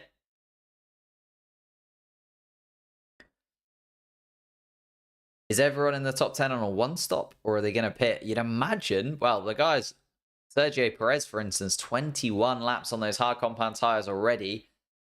Maybe we'll go for the one-stop, though. It felt like they came in around the two-stop strategy time, didn't it? Those early teens when a lot of those drivers came in, but maybe just realizing that the hard compound tyre is a little bit more structurally sound.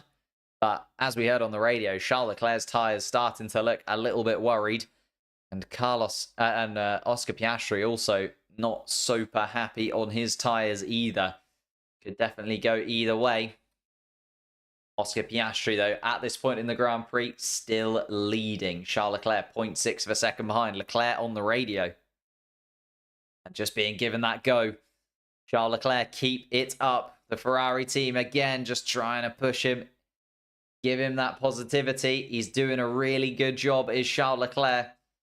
Putting Piastri under pressure constantly. Here's Nico Hülkenberg, who's now looking at the back of Franco Colapinto. And the Haas has come to life underneath Nico Hülkenberg in recent laps. And Hülkenberg is now up into 9th place. Colapinto down into 10th. Not a lot that Colapinto could do, honestly. And Colapinto does feel like needs a fresh set of rubber on that Williams car sooner rather than later.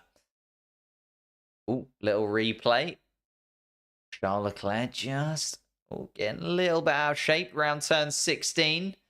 Getting onto the curbs a touch. Ooh, and a good catch, actually, from Charles Leclerc. Look at the rubber that's left by Charles Leclerc. Oh, and a yellow flag in Sector 1. It's Esteban Ocon going slowly. It can't be Esteban Ocon with another power unit problem. He was going slowly. Makes you wonder if he clipped the wall. Oh no, he's going again. He's going once more, is Esteban Ocon. It is a dummy call, though, from Ferrari. They were saying if Oscar stays out, you pit. Blah, blah, blah. 15 laps to go in this one. Lando Norris still yet to have pitted on those tyres. McLaren keeping a very cool head with Lando Norris. And you can see why, because Lando Norris is actually gaining on the leaders at this point. Even though he is on 35-lap-old hard compound tyres. And Oscar Piastri just having a little battle between. Sergio Perez has dropped a couple of seconds back from this front two. Does make you wonder if Sergio Perez is going to go for the undercut again. Did pit the earliest of the top three first time around. You can see he's done 23 laps on these hard compound tyres to Piastri's 21 and Charles Leclerc's 20. And Ollie Bearman now causing another headache And Alex Albon has managed to get past Colapinto as well. Colapinto really struggling. Now he's done 26 laps on these tyres, and Bearman putting Colapinto under pressure. Lewis Hamilton also in the rear wing mirrors as well.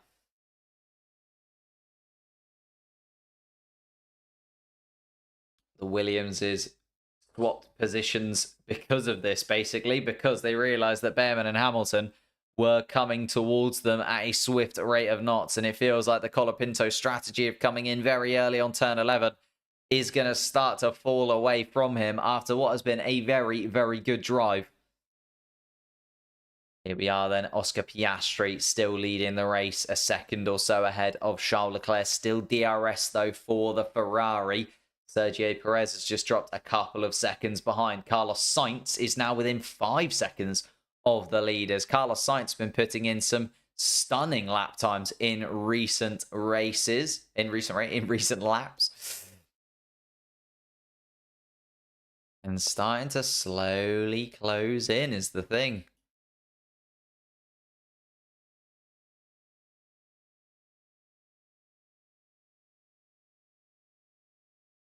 Lando Norris, though, surely is going to box at some point and is going to box this lap. Here comes Lando Norris.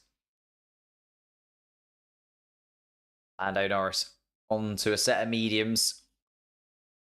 And now, let's see where he comes out. He's obviously going to come out, well, yeah, clearly in front of Fernando Alonso. What am I talking about? Fernando Alonso nearly 20 seconds off the back of Max Verstappen.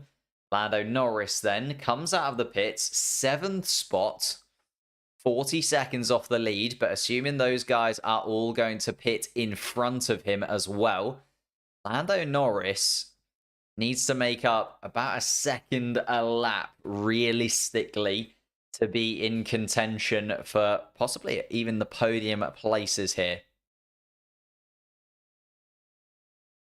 FIA investigate McLaren's car super old tyres, but can gain on the lead. There's 2 factors to that. The fact that Piastri and Leclerc are battling, so they're costing each other time. Whenever you're fighting with one another and you're not taking the racing line, you're costing yourself time, and that's what's happening with Piastri and Leclerc. They're just killing each other's times, and that's why Lando is able to close in a little bit. You're seeing it with Carlos Sainz as well at the moment. Carlos Sainz closing in to that top end of the pack.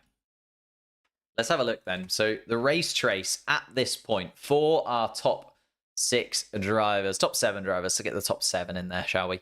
So Lando Norris has just pitted. So you can see he has dropped down to the back. But you can see Carlos Sainz has been gaining and gaining and gaining on this front 3. Charles Leclerc and Piastri have been within touching distance for the whole time. Sergio Perez is just falling off. That blue line right in the top right-hand corner is just falling away. Carlos Sainz, though, gaining. And now it's whether Lando Norris can get this orange line that has just fallen away because of the pit stop that he's just done up towards the blue of Verstappen, the slightly different blue of Russell, or even the red of Carlos Sainz. We want the best pace to the end in order to catch Verstappen, is what Lando Norris has told us. So they're eyeing up Max Verstappen at this point, by the looks of things, but I honestly think there could be more if Lando Norris can properly deliver the lap times. See what his lap time is like once he gets a full lap in, obviously without having pitted during it. And Yuki Tsunoda, it's a little bit of a discussion, but frustration for Yuki Tsunoda.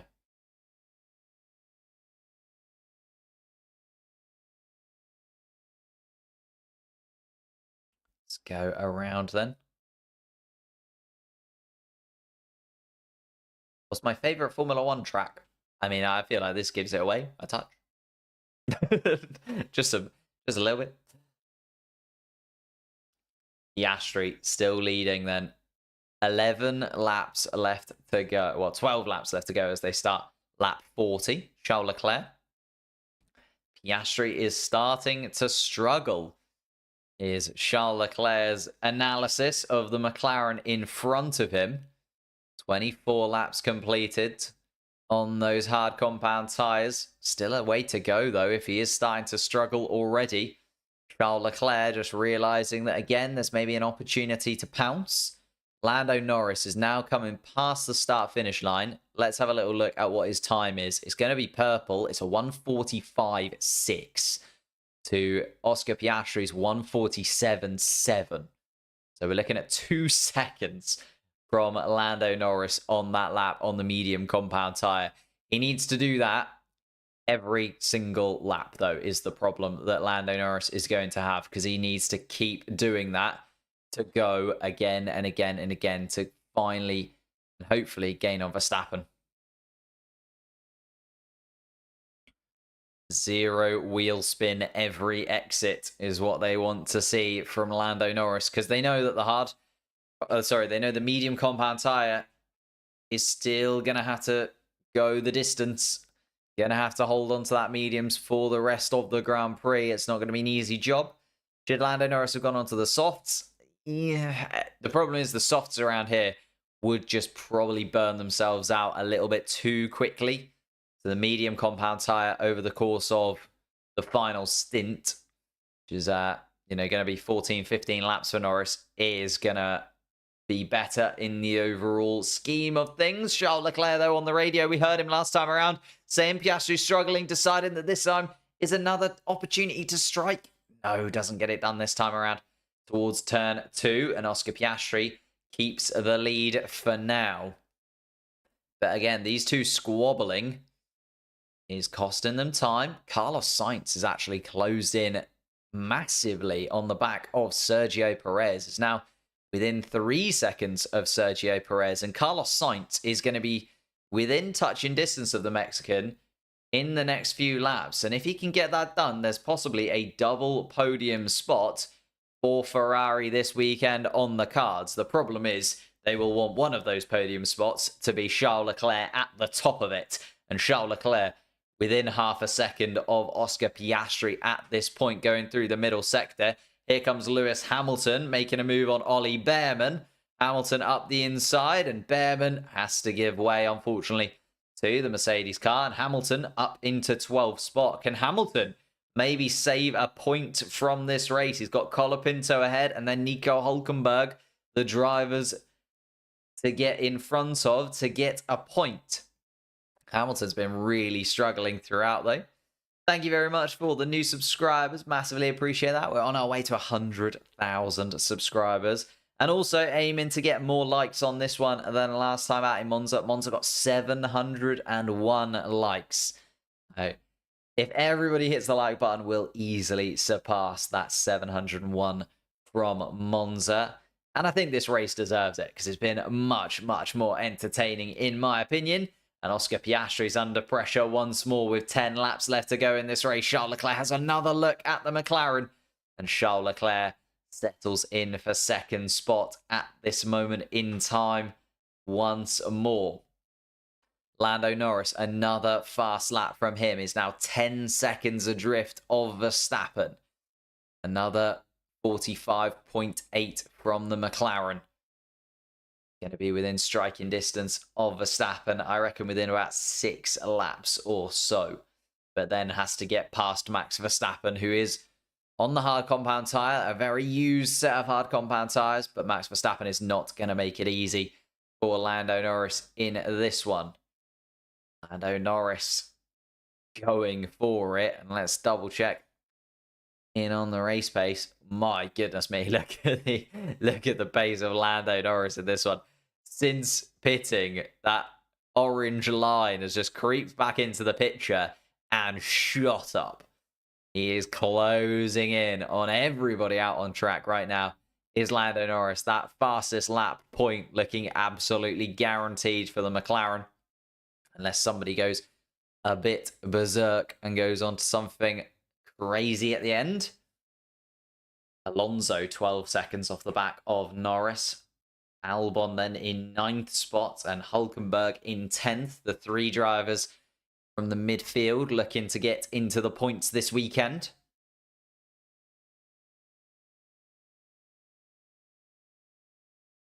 Nine 0.4 seconds off Verstappen.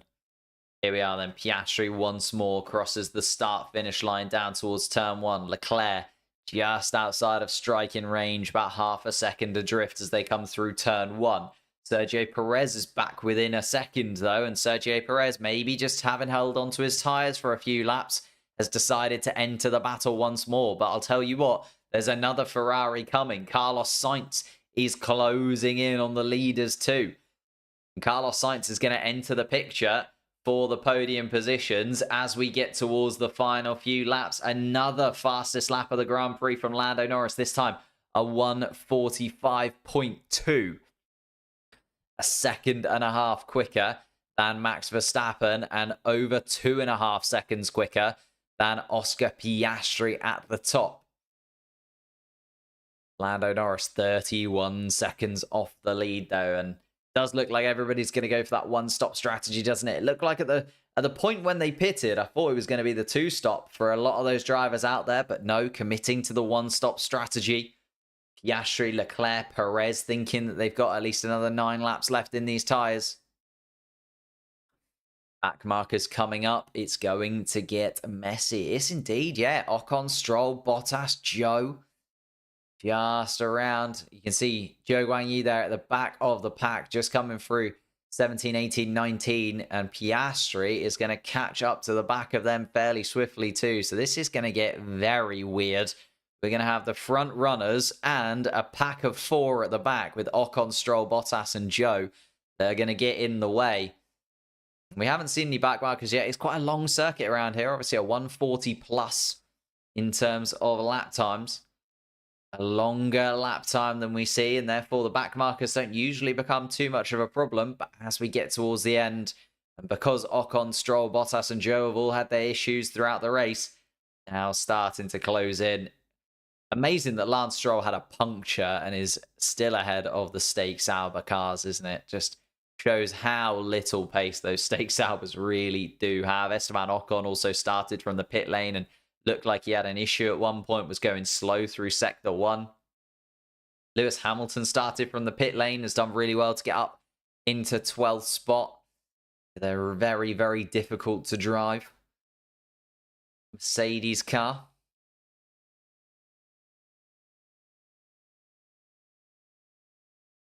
Here we are then. We're actually on board with Sergio Perez, who is, again, just outside of a second behind Leclerc. Not right up behind the Ferrari's rear wing.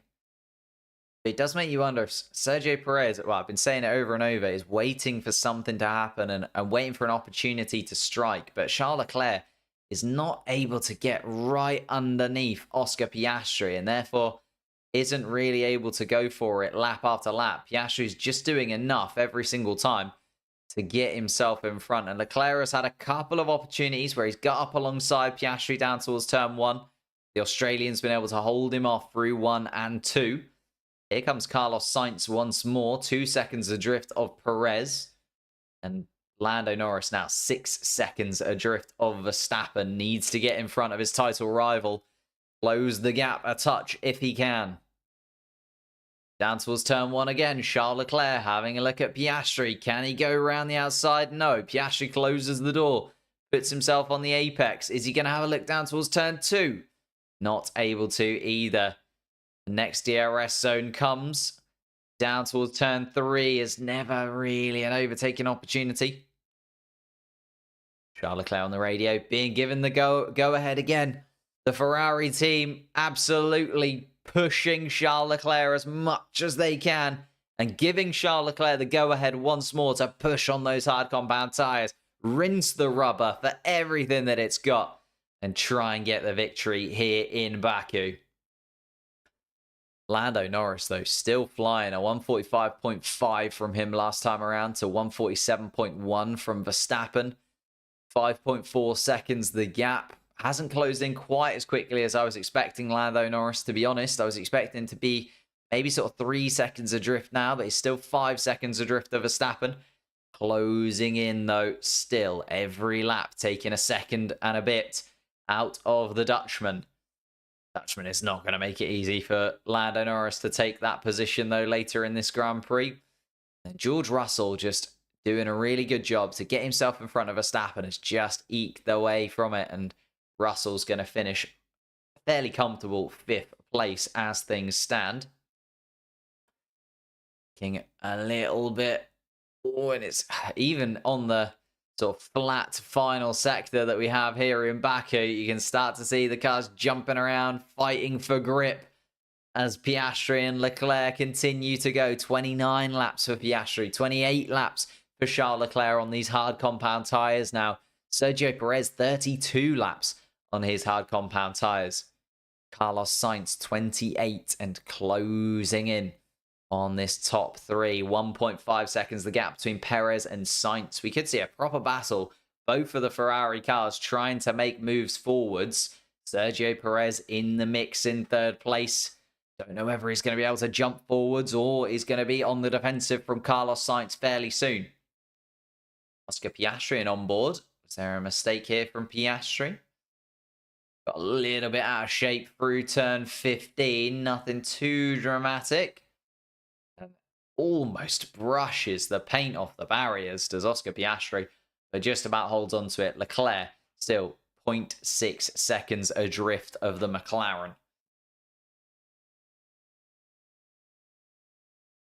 Carlos Sainz is then now in the picture, to be honest. And Piastri, they haven't really been able to gain on Ocon, Stroll, Bottas and Zhou in the way that I was expecting either. Let's see what Carlos Sainz can do now. Carlos Sainz, is he within DRS range? Not quite, 1.1 seconds. Carlos Sainz is getting there, though. He's going to be right in this DRS mix with 5 laps left to go. And this is what I meant by the fact that the middle stint, it felt a little bit weird in this race. But now the culmination of all of these strategies is coming together. We've got Lando Norris, who's 3.5 seconds adrift of Verstappen.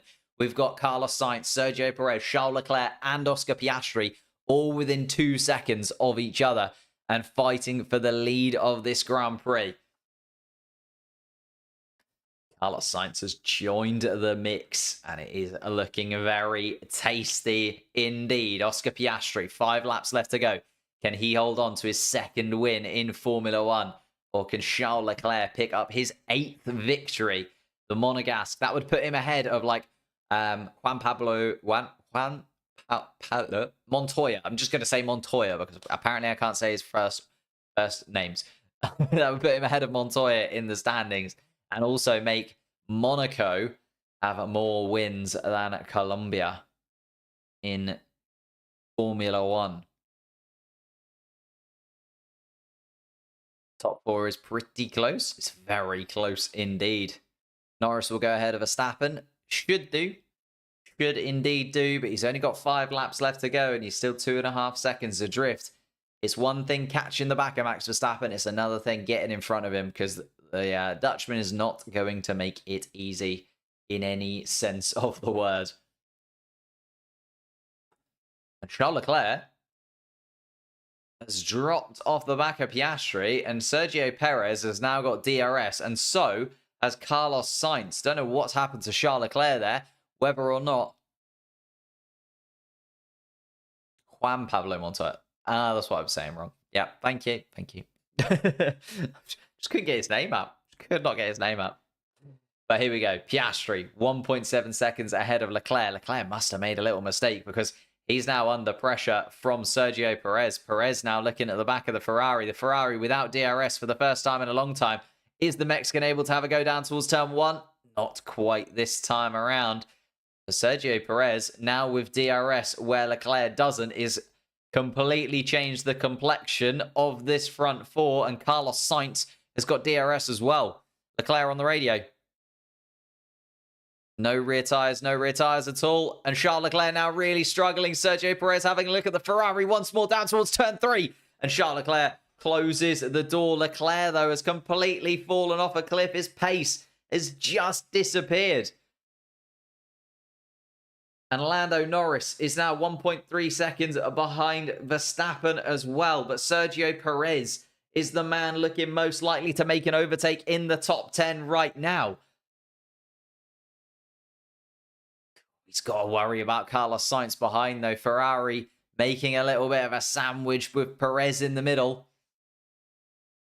Lando Norris is now within DRS range of Verstappen. There's a lot of moves They're going to happen down towards turn 1 with 3 laps left to go. Charles Leclerc is completely fallen off a cliff. 2.4 seconds adrift of the lead of Piastri. Piastri stepped on the gas and disappeared up the road. Piastri looking comfortably in the lead of this Grand Prix now, and looking like his second victory in Formula 1 is almost guaranteed. But Charles Leclerc, the man who started on pole, is under pressure. Sergio Perez within DRS range. They're going to come down the pit straight now. Charles Leclerc weaving, trying to cut the slipstream of Sergio Perez where possible. Here it is then. The DRS open for the Red Bull. Can Perez have a go at the Ferrari this time around? He's right under the rear wing of Leclerc. Leclerc goes to cover the inside, and Leclerc is able to cover the inside. Sergio Perez not this time around.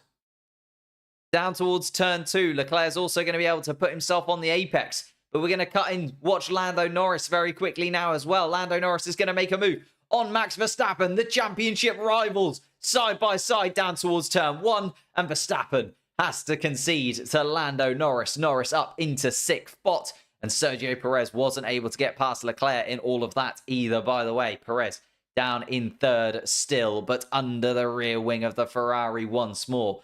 Lando Norris now up into 6th with fastest lap as well, by the way. So Lando Norris, a point for him there in terms of that fastest lap.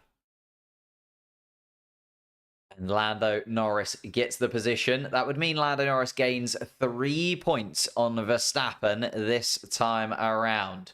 Remember, he has to average 8. 3 points, not enough in terms of that average. But maybe there's another race later on down the line where he can make up for that problem. Let's see then. And Colapinto is going to make a move on Hulkenberg. Colapinto is going to go for a point scoring place, and he gets it. The Williams driver up into 10th spot behind his teammate, and we've got 2 Williamses in the point scoring spots. Colapinto take a bow. Williams having a wonder weekend in 9th and 10th place. But let's rejoin the leaders. Piastri has disappeared up the road. 2 laps left to go. Sergio Perez, 2 opportunities to have a go at Leclerc. Goes around the outside. Has it this time around. Leclerc tries to park his car on the apex and does. But Leclerc is going to be under pressure. And Carlos Sainz is going to come up the inside. And Carlos Sainz takes 3rd spot. Sergio Perez is trying to come back at him down towards turn 3. It's getting close. Oh! And it's a huge incident between Perez and Carlos Sainz. The Ferrari of Sainz and Perez, they collide together. And after a stunning race from Sergio Perez and Carlos Sainz getting back into the mix of it, it's opened the door for George Russell to get into the podium scoring places. Lando Norris is absolutely licking his lips. He comes up into 4th spot. Verstappen takes the opportunity to pit and is going to go onto the soft compound tyre to get possibly the fastest lap. Although I don't think he's going to get the opportunity to. I feel like this race is going to end under safety car conditions. Sergio Perez trying to get the move done on Carlos Sainz ends up dropping it and losing. Goodness me, that does mean Hulkenberg and Hamilton are also going to jump up into the points. And look at that, Albon and Colapinto, 7th and 8th spot. Oh, and Carlos Sainz moves slightly left, hits the front right tyre of Sergio Perez. It's a close battle between the 2 of them. They're both going to absolutely dread that. Sergio Perez is on the inside, and Carlos... Oh, my goodness me. It's a big shump between the 2 of them. Charles Leclerc, lucky to have disappeared up the road a touch. Carlos Sainz on the radio, despondent, unhappy. And the final lap of the race has started. Piastri is on the final lap. But Piastri is going to win this Grand Prix. Leclerc is going to come home just behind. It is still a virtual safety car, not a full safety car. Which means Verstappen is not going to be able to nab that fastest lap point, even with swapping onto the soft compound tyres at the end there.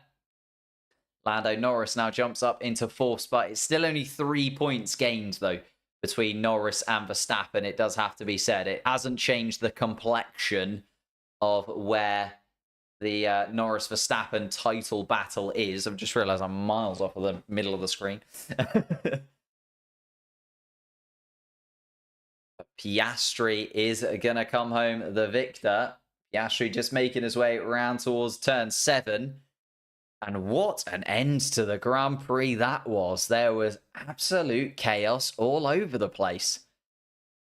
Oh, Hamilton and Bearman has jumped in front of Hülkenberg, by the way.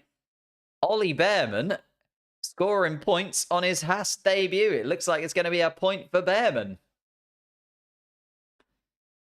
And the virtual safety car is going to be the end of this race. We're just seeing Oscar Piastri fairly slowly making his way around turn 15 towards turn 16. Some back markers in front of him in Ricciardo and Joe, but that won't matter to Piastri because he has done what he is needed to do. He's defended valiantly from Charles Leclerc in 2nd spot. He made that move at the beginning of this 2nd stint, got in front of the Ferrari, and has held on to that position since. He's been under pressure. He's had to do some defensive maneuvers that have been a little questionable at times, but still well within the regulations, well within the rules. And it is a 2nd victory for Oscar Piastri in Formula 1. Here he is, the Australian driver, the McLaren man. He has to give way to Lando Norris, they said at the beginning of the weekend. How about this then? A win for Oscar Piastri. He is no 2nd driver when it comes to the McLaren team. Charles Leclerc comes home in 2nd spot. Again, the bridesmaid and never the bride in Baku. Started on pole position for the 4th time in a row. And still no victory for Charles Leclerc. But here he is, the Mercedes of George Russell. And this is just another lesson in Mercedes being so good at limiting damages, at making sure they get their procedures done correctly, and coming home in 3rd spot. Lando Norris comes home in 4th. Max Verstappen will be behind in 5th place and is a fairly good chunk of time adrift of 4th spot Lando Norris. But 3 points is the gain. Of course, the big news for McLaren will be them jumping to the top of the constructors' standings as well. With Sergio Perez missing out on all of those points, drop into the back of the pack. And unfortunately, Sergio Perez, after a comeback race, a race which looked like he was finally going to show his real talents once more, slipping away from him with 2 laps to go. Carlos Sainz will also be incredibly frustrated. Did amazingly to eat up the tarmac in front of him and get right up behind Sergio Perez for those final few laps. Jumped up in front of Sergio Perez, of course, was up into the podium places, Carlos Sainz. And then the collision between the two ruined both of their afternoons. Oscar Piastri, though, won't mind even a bit as he comes past the castle in Baku. And we head into the final stint of the season, away from the European races, with Oscar Piastri, a 2-time race winner. The Ferrari of Leclerc so close, yet so far.